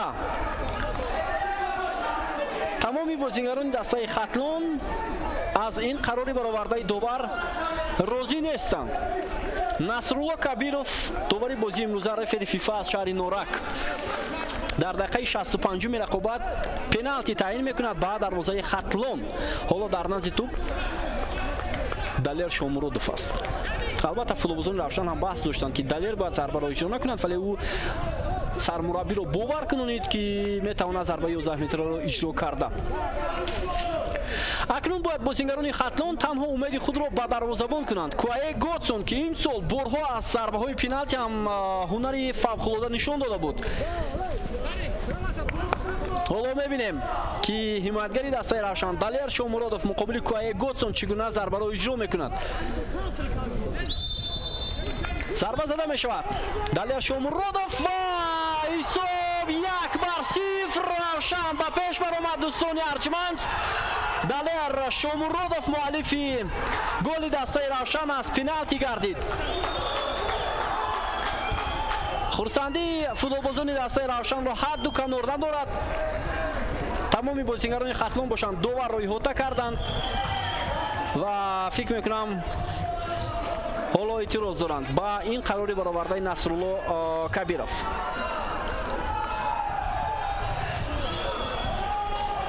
حساب 1-0 است دوستان ارجمند. و اکنون میبینیم که چگونه جواب میگن فوتبالبازان دسته خطلون. وقت خیلی و خیلی زیاد است تا انجام این دیدار.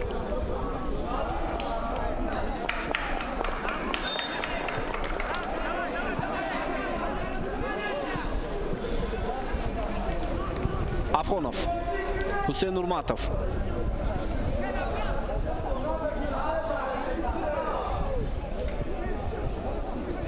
حسین نورماتوف در نیمه میدانی خود الکی موقع گرفتن فوتبالبازان دسته روشن.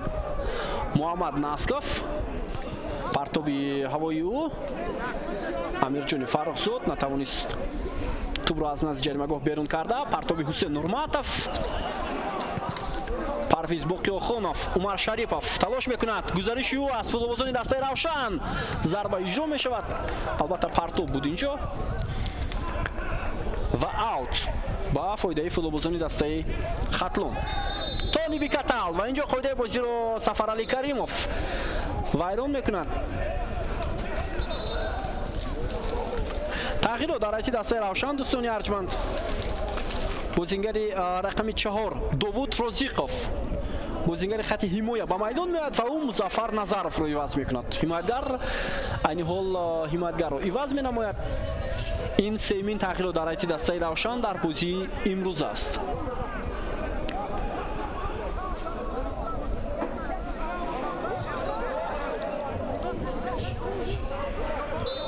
ضربه جریمه‌ای عمر شریفov پرتابی او به جریمه‌گاه دسته روشن و بسیار وضعیتی خوب بود مخصوصا برای محمد ناسکوف.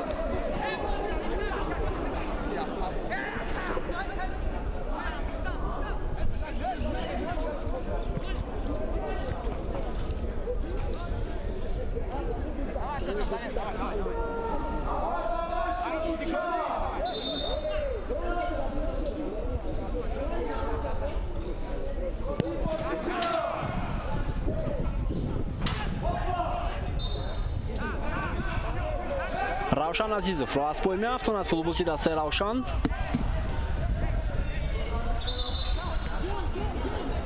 тағйироти навбатӣ дар ҳайати дастаи хатлон. бозингари рақами 40 ба майдон меояд. ин албатта муфаапон аласа ва ӯ ба ҷои сунатулло исмоилов вориди майдон мешавад. ин тағйироти дуюм аст дар ҳайати дастаи хатлон. Сорбон Афғонов муқобилият нишон дод бозингари дастаи равшан. ҳусейн Нурматов, Аласа, Муҳаммад Насков, Тони Бикатал, Умар Шарипов, вале Саидшо Бузоров ба тӯб расида натавонист.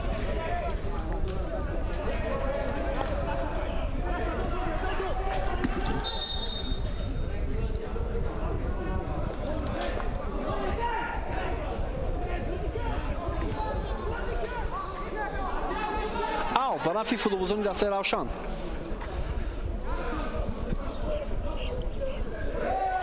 Саидшо Бузоров, партоби бисёр ҳам хуб. ҳуҷуми дастаи хатлонро мебинем. мутаваҷҷеҳ мешавем ки чӣ гуна Парвиз Боқиёхунов ҳуҷумро идома медиҳад. паси замини ӯ ва Ҳасан Рустамов оромона тӯбро аз ҷаримагоҳ берун кард.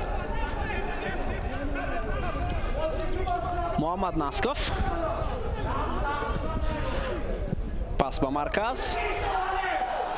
равшан азизов, ҳуҷуми дастаи равшан, партоби чолов ба Наврӯз Рустамов, зарбаи Наврӯз аммо бенатиҷа, каме дер кард ҳамлагари дастаи равшан. вагарна имконияти 100% голзанӣ буд барои футболбозони дастаи равшан. Саидшо Бузоров иштибоҳ мекунад. албатта ин тағйироти маҷбурӣ ёки иҷборӣ ҳам буд аз ҷониби сармураббии дастаи хатлон. ба ин хотир ӯ шояд аз Саидшо Бузоров дигар чизро ҳам ишора намекунад. ва як иштибоҳ ҳоло фурсати хубро барои бозингарони равшан фароҳам овард ки Наврӯз Рустамов боз натавонист зарбаи мустақимро иҷро намуда. Сафарали Каримов, Абдураҳмон Нозимов, паси ӯ ва зарбаи кунҷӣ барои бозингарони равшан.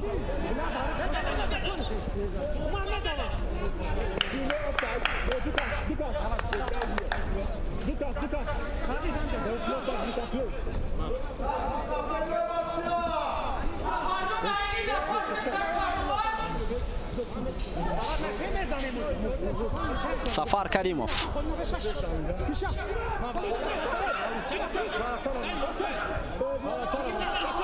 дар вазъияти стандартӣ шояд бартари футболбозони равшан бисёр бошад. ҳоло имконияти боз ҳам хуб. Амирҷони Фаррухзод, партоби навбати ӯ ба ҷаримагоҳ. Сафарали Каримов, Коаи Готсон инҷо ба пеш намебарад ва танҳо ҳимоятгарон ин лаҳзаҳоро бартараф мекунанд. фишори футболбозони равшан зиёдтар мешавад.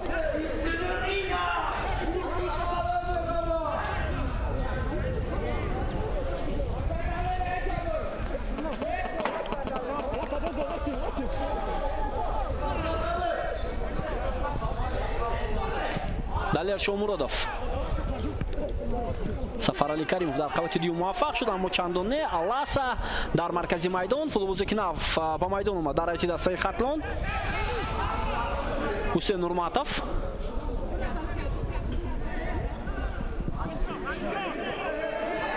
Тони Бикатал, Умар Шарипов, пас ба канори майдон. Саидшо Бузоров натавонист кӯмак намуда ба ҳамдастаи худ.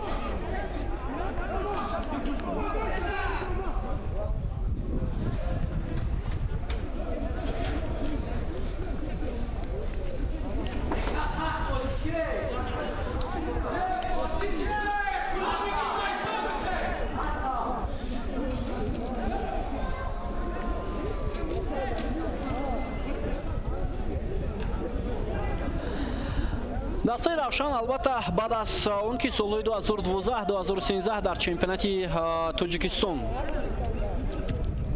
барандаи медалҳои тилло шуд, баъдан даста натавонист дар чемпионат мавқеи муайян ишғол карда ва баъд аз як сол аниқтаи соли 2014 ин даста аз лигаи олӣ ба лигаи якум рафт бинобар сабаби вазъи бади молиявӣ ва давоми чанд сол мешавад ки дастаи равшан ҳамеша дар лигаи якум бозӣ мекунад ва натавониста буд то ин дам ба лигаи олӣ рохат гирифта, вале имсол соли 2020 футболбозони дастаи равшан рохати лигаи олиро ба даст оварданд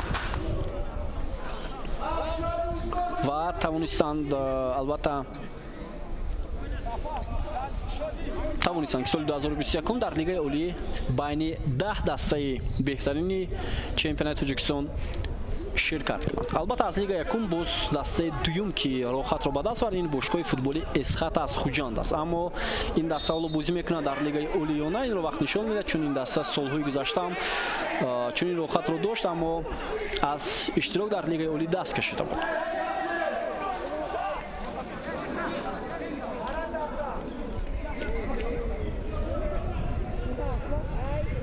Муҳаммад Насков партоби ӯ ба ҷаримагоҳи дастаи равшан. Умар Шарипов бисёр имконияти хуб барои футболбозони Хатлон. Беҳтарин имконият буд Сорбон Афғонов дошт, аммо тӯб аз паҳлӯи дарвозаи равшан аз майдон берун гардид. Вазъияти хуби голзанӣ буд барои футболбозони Хатлон. Бубинед чӣ гуна лаҳзаи хуб, аммо чанд сантиметр дуртар тӯб аз паҳлӯи дарвоза аз майдон берун шуд. ба тӯб ягон нафар нарасид, ҳарчанд Ҳасан Рустамов талош кард ки аввалин шуда ба тӯб расад, вале кӯшишҳояш бенатиҷа буданд.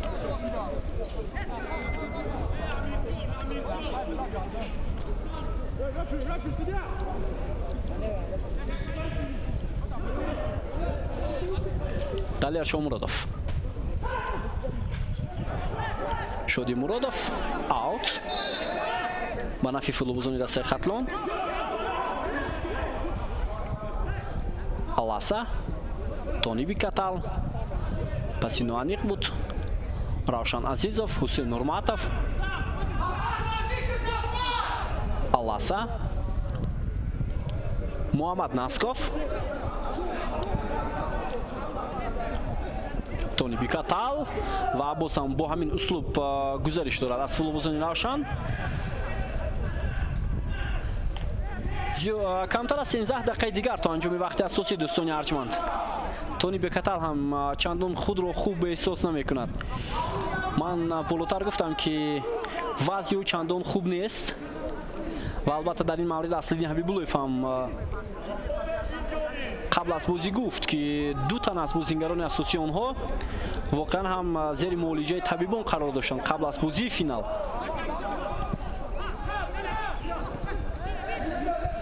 Муҳаммад Насков, Сайчо Бозоров бо тӯб бозингарони Хатлон. Аласа Жан Гатен муваффақ нашуд ва тӯбро бои бозингарони дастаи Равшан. Мебинем ки чӣ гуна онҳо ҳуҷумро идома медиҳанд. Наврӯз Рустамов ва дар муқобили ӯ Равшан Азизов аст. қоидаи бозиро вайрон мекунад ҳимоятгари марказии дастаи Хатлон ва зарбаи ҷаримавӣ барои тими Равшан. биёед мутаваҷҷеҳ шавем. Албатта Наврӯз Рустамов бо тӯб буд ва 100% Равшан Азизов қоидаи бозиро вайрон кард.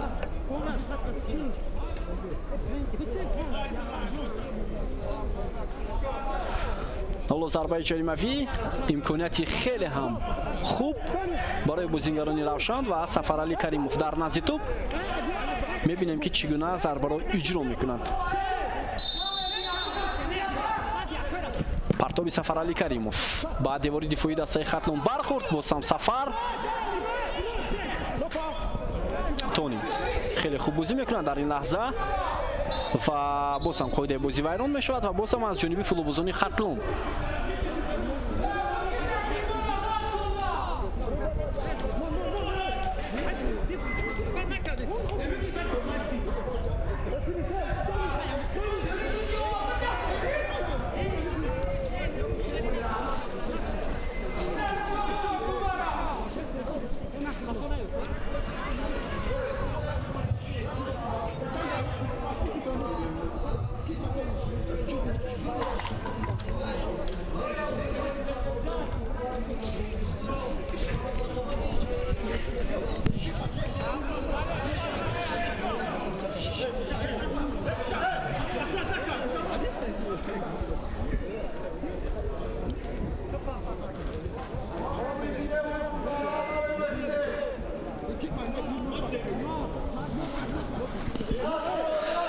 دوستان عزیز، البته شاید مخلصان دسته روشن انتظاری اون باشند که دسته در سال 2021 در لیگ عالی میانی دیگر دسته چگونه بازی میکند و البته ما هم انتظار هستیم که این هیئت و شاید هیئتی دسته باز تاخیر هم یابد در لیگ عالی، چون که اونجا رقابت ها در سطح بلند هستند.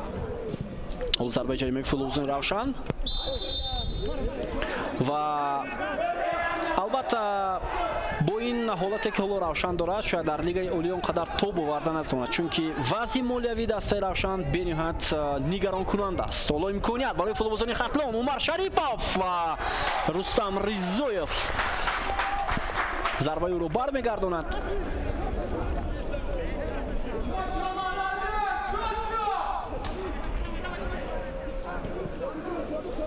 9 دقیقه دیگر تا انجام وقت اساسی. ببینید که چگونه امکانیت بود برای عمر جان شریپov، امکانیتی خیلی هم خوب.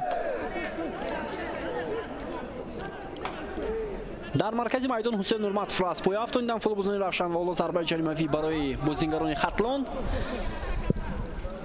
پرتابی روشن عزیزов ولی توپ ترک میدان میکند.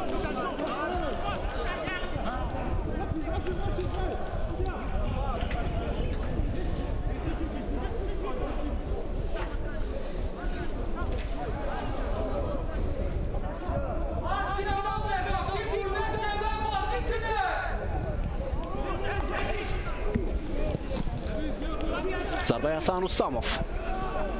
تونی بیکاتال خوب بازی میکند ولی سایچو بوزارов که بالاتر گفتیم در قسم دوم به میدان آمد چندان با یک باوری بازی کرده نمیتواند.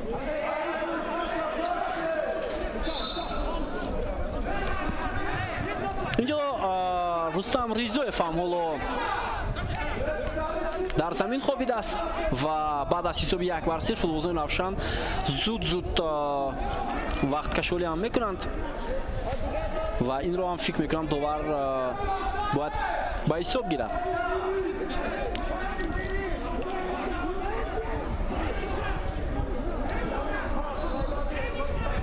حالا میبینیم که وضع دروازه‌بانی روشن چگونه است. فوتبالبازان دسته خطلان خیلی و خیلی زیاد حالا اعتراض دارند، مخصوصا دروازه‌بان کوای گوتسون به نزد داوری چهارم عبدالله دولتов میآید.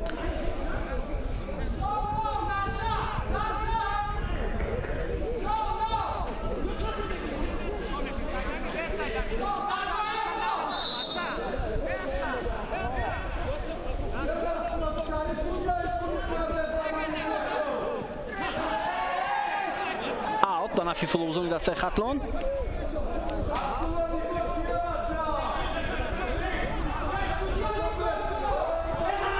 تونی بیکاتال ضربه او به خط حمله.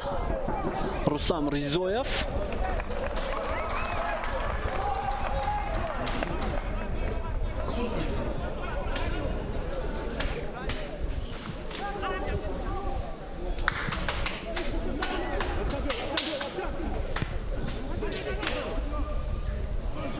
رقابت در قبط دیوم و فوتبالبازان روشن حالا میخوان بیشتر توپ رو در اداره خود نگاه دارند. قاعده بازی ویران میشود از جانب چولوف.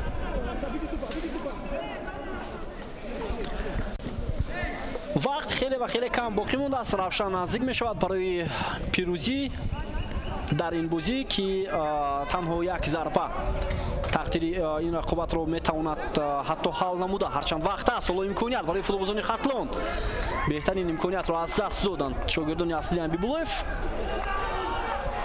هجوم دسته روشن نوروز رستمov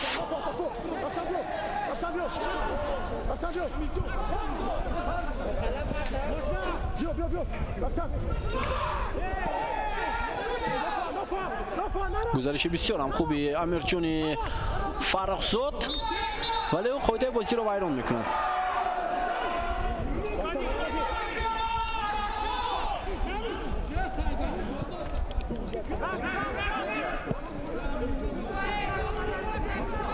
روشن عزیزov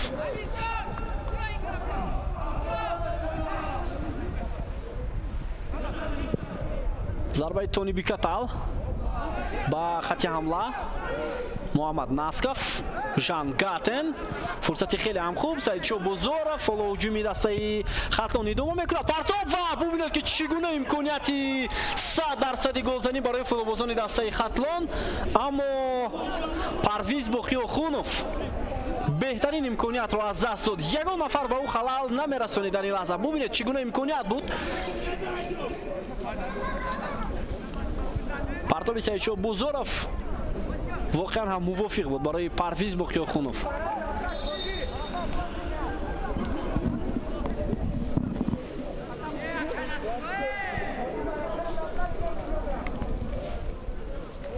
чор дақиқаи дигар то анҷоми вақти асосии бозӣ. ҳисоб 1-0. Равшани Кулов дар пеш аст.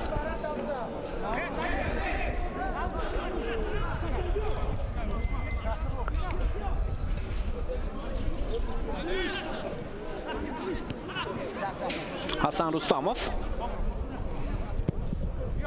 зарбаи ӯ бо марказ.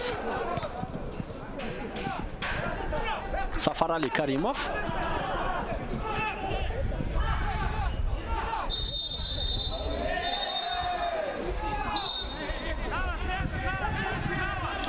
камил қоида вайрон кунӣ.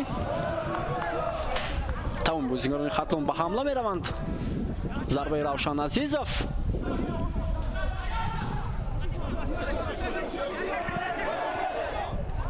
Шоди Муродов, Тони Бикатал хост тӯбро оҳиста аз ин футболбоз гирад, вале бенатиҷа. Тони ишора мекунад ки ӯро иваз ҳам кунанд, аммо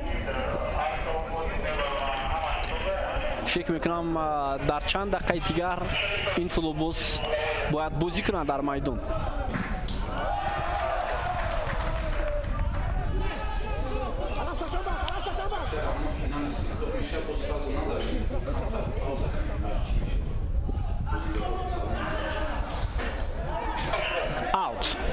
ва боз ҳам футболбозони дастаи Хатлон талош мекунанд ки ҳарчи зудтар тӯбро аз аввал ба бозӣ дароранд ва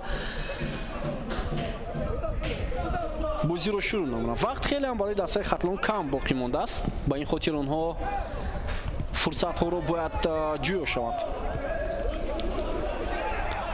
Равшан Азизов аут ба нафи футболбозони дастаи Равшан. Далер Чорлов аз поя афтидааст.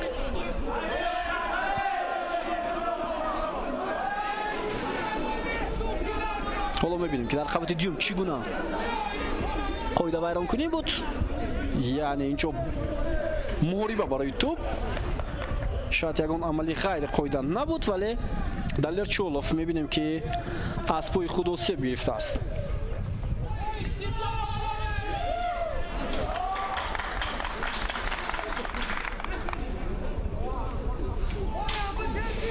ҳоло тағйирот дар райти дастаи Хатлон анҷом дода мешавад ва фикр мекунам ин шояд Тони Бикатал бошад. бозингари рақами 15 Фирдавс Алиназаров ба майдон меояд ва Тони Бикатал иваз мешавад.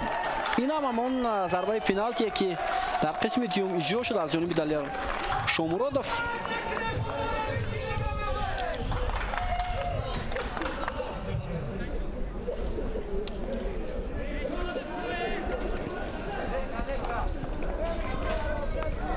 Далер Чорловро аз майдон берун мекунанд.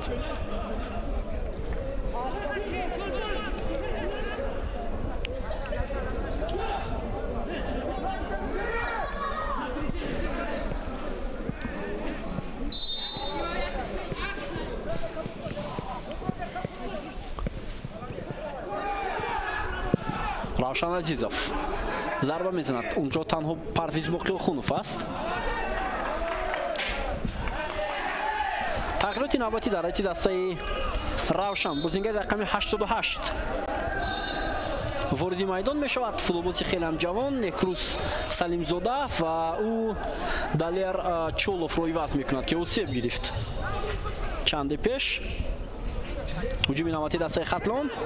сониҳои ба шумор боқӣ мондааст то анҷоми вақти асосӣ. Фирдавс Алиназаров ту ба дасти бозингари дастаи Равшан расид ва зарбаи ҷаримавӣ барои Хатлон. 5 дақиқа довар илова мекунад ба замони асосии بازی نهایی جام تاجیکستان 2020.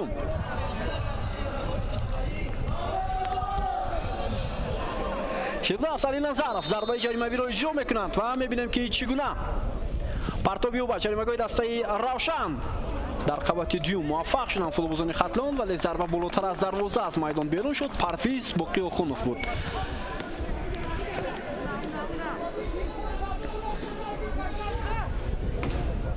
پرتاب خیلی هم موفق.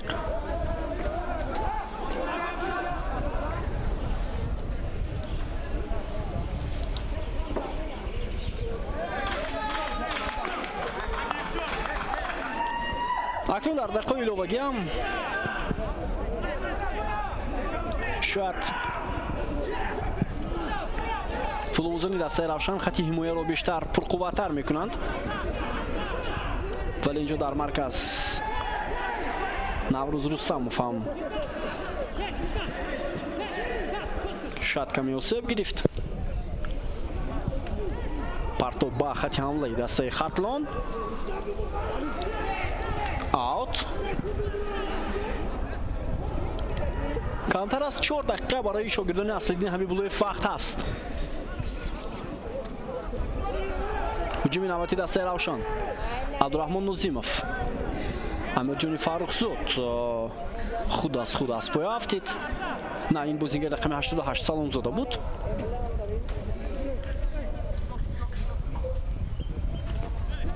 ضربه فردوس علی نظرов امکانیت خیلی هم خوب برای ختلان. بهترین فرصت بود دوستان ارجمند. وضعیت 100% گلزنی. ضربه کنجی است برای بازیگران دسته ختلان و بیاید متوجه میشیم با لحظه تکرار چگونه حمایتگران دسته روشن در این لحظه ژانگاتن رو خالی گذاشتند و تنها دالر شومورودوف این لحظه رو توانست برباد داده. کوای گوتسون هم با جریمه‌گاه دسته روشن میرود. عمرجان شریپوف. حالا تمام بازیگران ختلان غیر از 2 نفر در جریمه‌گاه هستند. انیختر 6-7 نفر 8 نفر. پرتابی عمر شریپوف. حالا توپ در جریمه‌گاه دسته روشن. توپ زود از جریمه‌گاه بیرون کرده شد.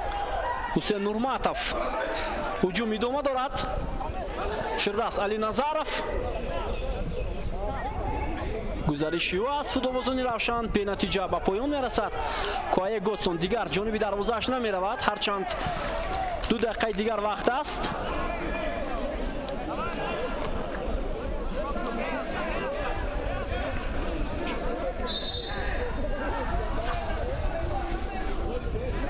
اوت با فایده فوتبالبازان روشن.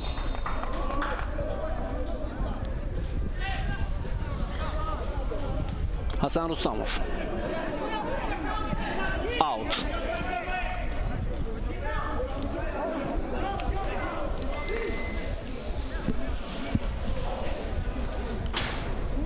ژانگاتن. هجوم نوبتی دسته ختلان. аласа. Сорбон Афонов. زیاد از 1 دقیقه دیگر فرصت برای بازیگران ختلان. افغانов امکانیت برای بازیگران ختلان. پرتاب انجام داده نمی شود. پایغچی خیلی هم خوبی بازیگری دسته روشن.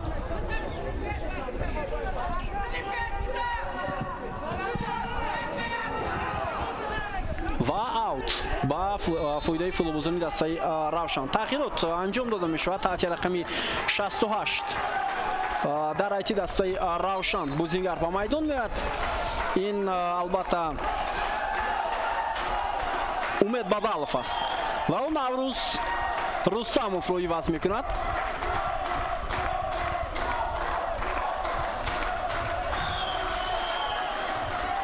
ثانیه های به شمار باقی مانده است و این عوض شوی هم به خاطر کشال دادن وقت. در ایتی دسته روشن بازیگر با میدان میاد. این البته امید بادالوف است و اون نوروز رستموف رو عوض میکند.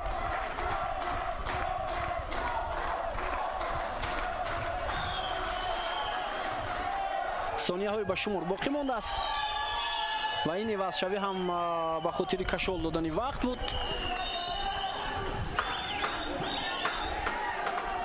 охирин имконият барои бозингарони дастаи хатлон дӯстони арҷманд. аласа Фирдавс Алиназаров гузаришӯ аз як нафар. ҳоло партоби Фирдавс Алиназаров ба ҷаримагоҳи дастаи Равшан ва Рустам Ризоев тӯбро дошта мегирад ва мебинем ки вақт ҳам ба анҷом расид. 5 дақиқа илова кардаи довар ҳам поён ёфт.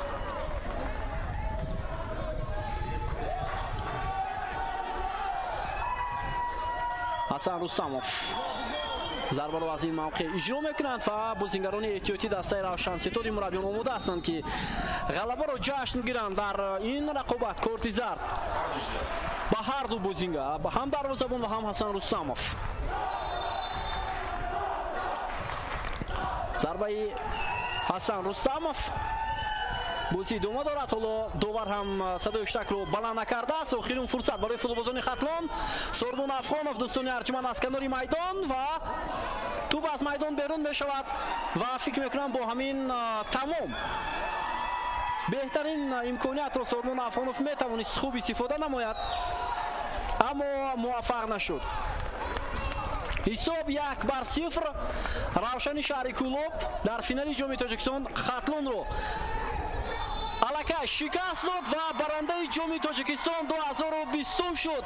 На танҳо барандаи ҷоми Тоҷикистон, ҳамчунин рохати ҷоми Конфедератсияи футболи Осиё дар соли 2021ро дастаи Равшан ба даст овард. Воқеан ҳам онҳо нобаст аз он ки чӣ гуна бозӣ карданд тавонистанд як ҷомро дар ҳисоби худ албатта ворид кунанд ва ин ғалабаи таърихӣ барои Равшан хоҳад буд. Дастае ки дар Лигаи Якум бозӣ мекунад, барандаи ҷоми Тоҷикистон дар мавсими соли 2020 гардид. Муборак бошад барои гурӯҳи калони ҳаводорони бошгоҳи футболи Равшан. Албатта ин дастаро мо соли оянда дар Лигаи Олӣ интизор ҳастем ва умед мебандем, орзу дорем ва бовар дорем ки вазъи молиявии даста хуб мешавад. Онҳо дар ҷоми Конфедератсияи футболи Осиё ҳам бозӣ мекунанд ва воқеан ҳам ин чиз бояд дар мадди аввал бошад барои дастаи Равшан ва бояд онҳо кӯшиш кунанд ки дар соли оянда ҳама чизро аз ҳама ҷиҳат муваффақ бошанд ва тавонанд дили мухлисони сершумори худро шод кунанд.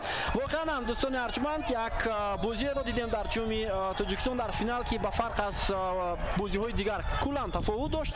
Воқеан ҳамин ду даста бо як эҳсосоти зиёд, бо ҳаяҷони хеле ва хеле зиёд бозӣ карданд ва Равшан баъд аз зарбаи пеналтие ки довар таъин кард ва зарбаи анҷомдодаи Далер Шомуродов пирӯзӣ ба даст овард дар бозии ниҳоии ҷоми Тоҷикистон 2020 ва тавонист хатлонро шикаст бидиҳад. Вале нобаста аз он ҳам мо аҳсан мегӯем ба ҳар ду даста дӯстони арҷманд, чунки ин ду даста дар як вазъияте ба финали ҷоми Тоҷикистон роҳат гирифтанд ки шояд дар Тоҷикистон аз ҳама он дастае ки ҳам дар Лигаи Олӣ бозӣ мекунанд, ҳам дар Лигаи Якум, он тимҳое бошанд ки аз ҷиҳати молиявӣ бисёр танқиси бад доранд, ҳам Равшан ва ҳам хатлон. Вале аҳсан ки мураббиён тавонистанд дастаҳоро то ба финали ҷоми Тоҷикистон бароварда ва имрӯз онҳо як саҳнаи хуби футболиро ҳам дар финали ҷоми Тоҷикистон намоиш доданд ва Равшан билохира бо ҳисоби 1-0 пирӯзии худро ба даст овард ва ин ғалаба албатта чӣ гуна даст дод дар поини рақобат. Ман фикр мекунам сармураббии дастаи Равшан ҳам ҳатман ба ин суол посух хоҳад дод ва мо интизор мешавем. Шодиву нисори футболбозони дастаи Равшанро ҳадду канор надорад. Онҳо воқеан ҳам айни ҳол хурсандӣ доранд дар майдони маркази шаҳри Ҳисор ва хурсандии худи футболбозон ҳадду канор надорад. нобаст аз он ки онҳо дар кадом вазъият қарор доштанд, ин пирӯзиро ҷашн гирифта истоданд ва мо албатта мунтазир мешавем ки баъди чанд лаҳза маросими ҷоизасупорӣ сурат мегирад ва ин Маъруф Рустамов аст, дӯстони арҷманд, мураббии дастаи Равшан ки ҳамроҳ бо Ғайраталӣ Мираҳмедов кори бисёр ҳам хубро анҷом доданд ва ин ҷо ҳатто Ғайраталӣ Мираҳмедовро албатта футболбозон дар як вазъияти бисёр тантанавӣ бардоранд ва чун саҳми сармураббӣ даста дар ин ғалаба ҳам хеле ва хеле назаррас аст. ва дӯстони арҷманд, Равшани Кулов дар таърихи мавҷудияти худ бори дуюм албатта тавонист дар ҷоми Тоҷикистон баранда шавад ва мо болотар ишора карда будем ки соли 1994 дар финали ҷоми Тоҷикистон ин даста тавонист ғалаба ба даст оварда ва дастаҳои муваффақ дар ҷоми Тоҷикистон хеле ҳам зиёд буданд ва ин маротибаи чорум буд ки Равшан дар финал бозӣ кард ва дар дутоаш пирӯзӣ ба даст овард ва дар дутои дигараш ин даста мағлуб шуда буд ва акнун дастаи Равшан ба қатори ҷоизадорони ҷоми Тоҷикистон ба даст бошгоҳи футболи Парвоз ки он ҳам Парвоз, Варзоб ва собиқ Вахш, Ҳозира Хатлон ки онҳо ҳам дубори барандаи ҷом шуданд шомил гардид ва аз ҳама дастае ки дар финал дар ҷоми Тоҷикистон муваффақ шуд ин Истиқлол 8 маротиба, баъдан дастаи Регарта даст 6 маротиба ва ин дӯстони арзманд бозингарони дастаи Хатлон ки коргардон бисёр ҳам хуб ба мо намоиш медиҳанд.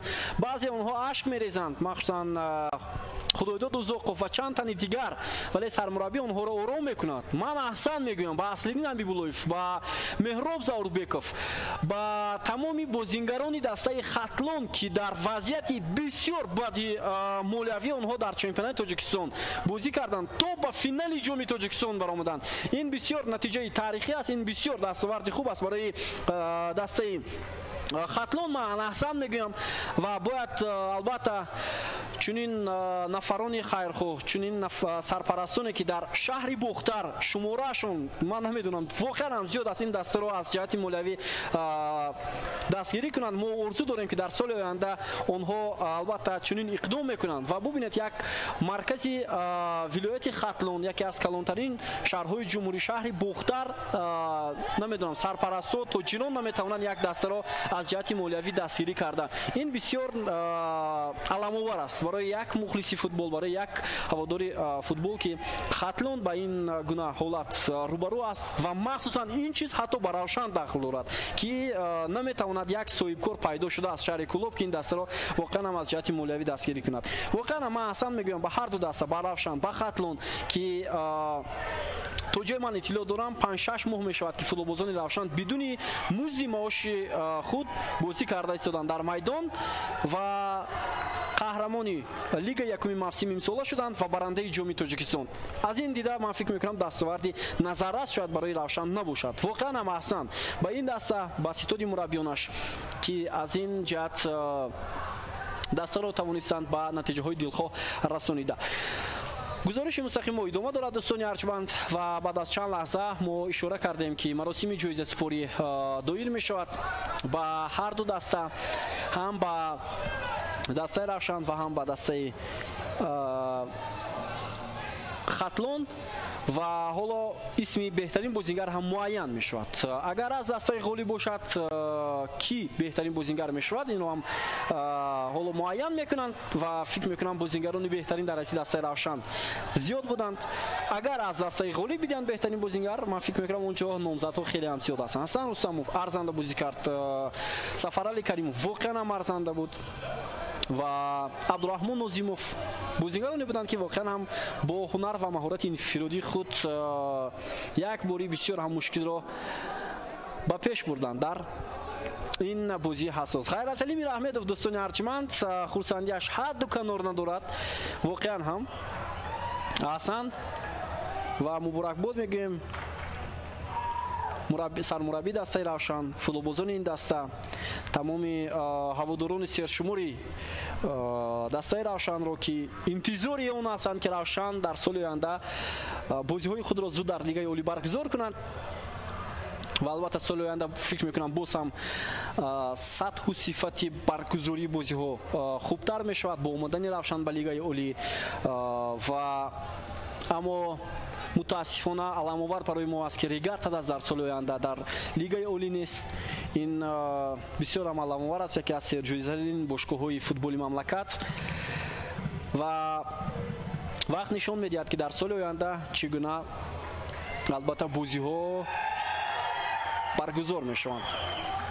ва равшан ният дорад на танҳо иштирок кунад дар лигаи олӣ, балки албатта як натиҷаи хуб ҳам ба даст оварда. воқеан ҳам футболбозони дастаи равшан аз хурсандӣ намедонанд чӣ кор кунанд. дар майдон ҳамкорони моро ҳам инҷо ба шоди шарики худ ҳамроҳ мекунанд ва ҳоло ҳама чиз омода аст барои баргузори маросими ҷоизасупории ҷоми тоҷикистон. меҳмонҳои фахрӣ ҳам имрӯз дар бозии ниҳоии ҷоми тоҷикистон ширкат доштанд.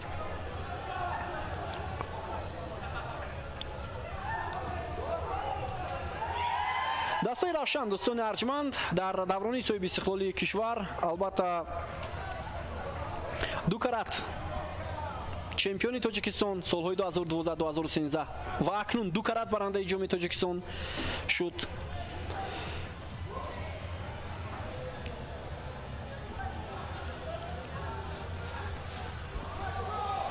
футболбозони дастаи хатлон бояд роҳ афтода набошанд.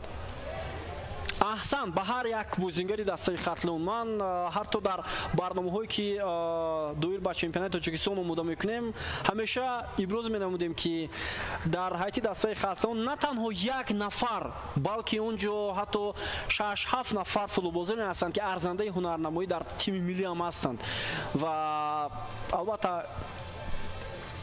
номи ҳар яке онҳоро намегирем, вале воқеан ҳамин мисол хатлон нишон дод ки дар футбол махсусан дар кишвари мо албатта пул шояд дар мадди аввал намеистад. ин чиз дар хатлон бештар буд ва онҳо бидуни ҳамон гӯем ки мукофотпулиҳо, бидуни гирифтани маош натиҷаҳои хуб ба даст оварда тавонистанд. ва зинаи панҷум ҳам ба фарқ аз солҳои гузашта барои дастаи хатлон беҳтарин зина буд, вале даста ки то лаҳзаҳои охир зинаи сеюмро ишғол мекард нияти ба даст овардани медалҳои бринҷиро ҳам дошт. аммо дар охир албатта боз дастаҳои дигар бар рақобатҳои худ пардохтанд ва натавонистанд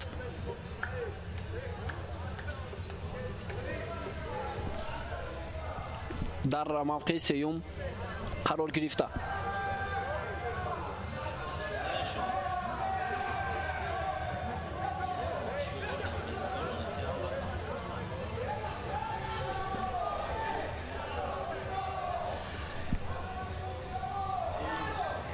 бозингарони ҳар ду дастаро омода мекунанд барои гирифтани албатта ҷоизаҳо дар ин бозӣ дар маросими ҷоизасупории ҷоми тоҷикистон. ва ҳоло мебинем ки ба майдон аз меҳмонҳо киҳо даъват мешаванд.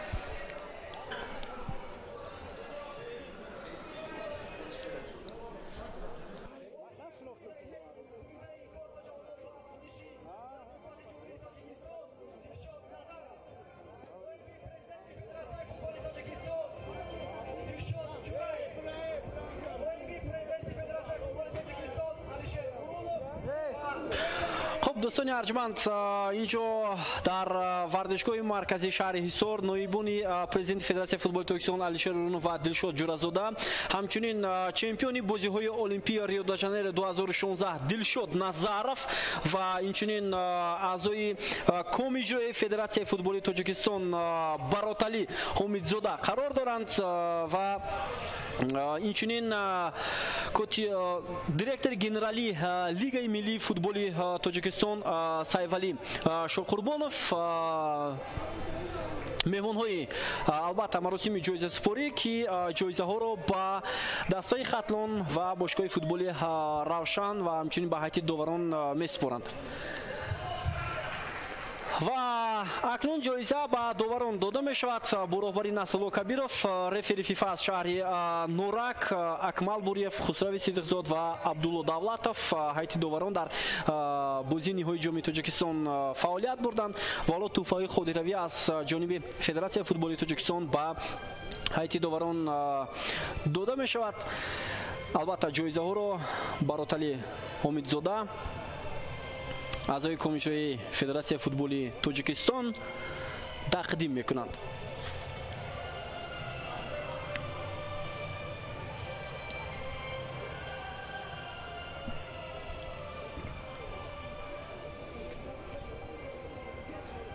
فکر میکنم اکنون بعد از این بهترین بازیگر هم باید معین کرده شود.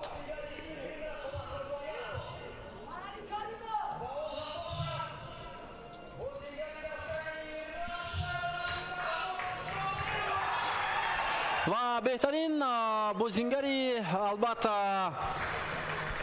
بازی نهایی جام تاجیکستان 2020 عبدالرحمن نازیمов دوستان ارجمند. بالاتر هم ما تخمین زدیم که واقعا هم نامزدها زیاد بودند، سفرعلی کریمов، حسن رستم و عبدالرحمن نازیمов و جایزه بهترین بازیگر به فوتبالباز رقم 8 دسته روشن داده شد. احسن، واقعا هم خوب بازی کرد و همچنین با مبلغ 3000 سومانی البته مکافاتانیده می شود بهترین بازیگری فینال جام تاجیکستان 2020.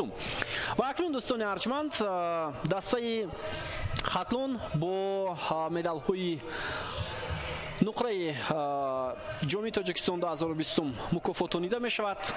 احسن میگویم با تمامی بازیگران دسته خطلون که تو با این مرحله رسیده توانستند و نوبت از آن که چند مشکل ها قبل از بازی هم بود، دو تن از بازیگری اساسیش واقعا هم نتوانستند نتیجه خوب به دست آورده.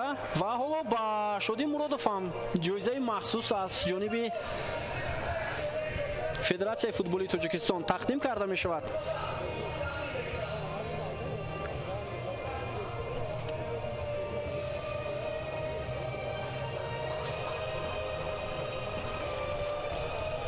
این جایزه مخصوص با بازیگری دسته равшан тақдим карда шуд.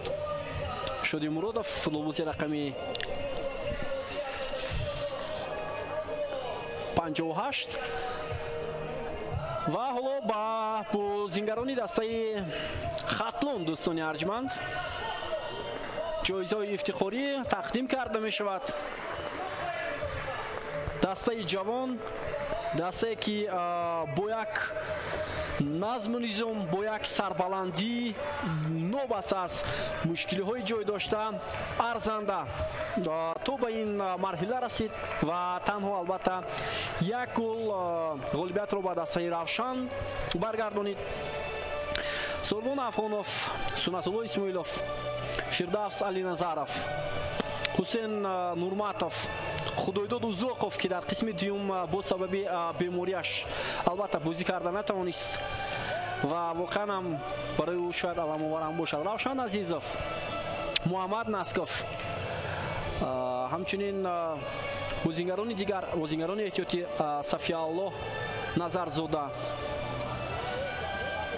Парвиз Боқиёхунов, Куае Готсон дарвозабон ки хеле хуб бозӣ кард дар ин финал ва легионерон махсусан Жан Гатен, Тони Бикатал ки ӯ ҳам ҳунараш дар бозии имрӯза дар сатҳи баланд буд. ва инчунин бозингари легионери дигари ин даста Аласа Муфуапон ва ҳамчунин ситоди мураббиён духтурони даста ёрдамчони аслии Ҳабибуллоев Меҳроб Зарубек Фуролу мебинем ки медалро ба гардан меовезад ва махсусан худи Аслиддин Ҳабибуллоев сармураббии даста ки воқеан ҳам арзанда дастаро то ба финали ҷоми Тоҷикистон баровард ва ҳоло ба дастаи хатнон маблағи 15,000 сомонӣ мукофотпулӣ аз ҷониби кумитаи тадорукот тақдим карда мешавад. маблағи ҷоизавии ҷоми Тоҷикистон 2020 дӯстони арҷманд 35,000 сомониро ташкил карда буд. 15,000 ба дастаи синаи дуюм ва албатта дастае ки дар финал бозиро бохт ва баъдан боз маблағи 20,000 сомонӣ ба ғолиби ҷоми Тоҷикистон. ҳоло дастаи Равшан барои гирифтани медалҳои тилло ва ҷоми Тоҷикистон 2020 даъват карда мешавад. дар пеш албатта Зокир Абдулхайров, футболбозе ки дар ҳайати асосӣ имрӯз ҳунарнамоӣ дошт ва баъдан футболбозони дигари ин даста махсусан бозингароне ки дар дидори имрӯза дар курсии эҳтиётӣ буданд, исми онҳоро ҳам метавонем бигирем. Мурод Сафаров, Шодӣ Муродов, Амирҷони Фархзод ки ҳарду ин дар қисми дуюм омаданд, Сиёвуш Назирмадов, Довуд Розиқов, Некрӯз Салимзода, Умед Бадалов ва ҳамчунин бозингарони асосии ин даста Рустам Ризоев, Ҳасан Рустамов, Далер Шомуродов, Саидамири Саидаҳмад, Наврӯз Рустамов, Музаффар Назаров ва Ҳасан Рустамов гуфтем дӯстони арҷманд, Сафаралӣ Каримов, Далер Чолов, Саидхони Амрохон, Наврӯз Рустамов ки болотар мо ишора кардем. Инҳо воқеан ҳам бозингароне буданд ки ҳайати комили дастаи Равшани шаҳри Кӯлубро ташкил менамуданд ва ҳоло ситоди мураббиён мудирони ин даста ҳам бо медалҳои ҷоми Тоҷикистон 2020 тақдим карда мешаванд. Ғайраталӣ Мираҳмедовро дар экран мебинем ки бисёр хушҳол аст ва Рустам Ризоев. ҳоло ҷом аст ба капитани дастаи Равшан Рустам Ризоев дода мешавад, ҳам ҷом ва ҳам маблағи пулӣ бо маблағи 20,000 сомонӣ дастаи Равшан мукофотонида мешавад. ин маблағ ҳам барои Равшан ва ҳам барои Хатлон воқеан ҳам лозим буд дар ҳамин вақт соат ки онҳо тавонистанд онро ба даст оварда. ҷоми Тоҷикистон ба дастаи ғолиб, ба капитани дастаи Равшан Рустам Ризоев тақдим карда мешавад. ҷоми Тоҷикистон аз ҷониби чемпиони бозиҳои олимпии Рио де Жанейро 2016 Дилшод Назаров тақдим карда мешавад. муовини кумитаи ҷавонон ва варзиши назди ҳукумати ҷумҳурии Тоҷикистон. муборак бошад ба дастаи Равшан, ба тиме ки маротибаи дуюм дар таърихи соҳиби истиқлолии кишвар барандаи ҷоми Тоҷикистон шуд ва албатта ин пайроҳа ва ин роҳе ки футболбозони дастаи Равшан тай карданд ниҳоят натиҷа дод ва онҳо баъд аз он ки дар лигаи якумам бо сари баланд арзанда бозӣ карданд, ҳамчунин дар ҷоми Тоҷикистон ҳам тавонистанд як ҷоизаи худро ба даст оварда ва соли 2020ро бо як саҳифаҳои нишонрас дар таърихи мавҷудияти худ албатта ба анҷом расониданд.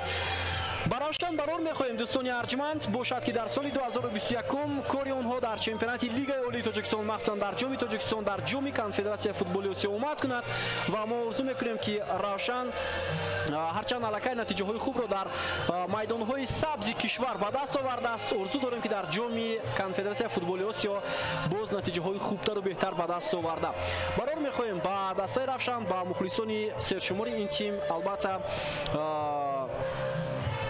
бори дигар ин ғалабаро дар финали ҷоми Тоҷикистон 2020 табрик мекунем. дӯстони арҷманд, айни ҳол гузориши мустақимро аз варзишгоҳи марказии шаҳри Ҳисор барои шумо омода карданд.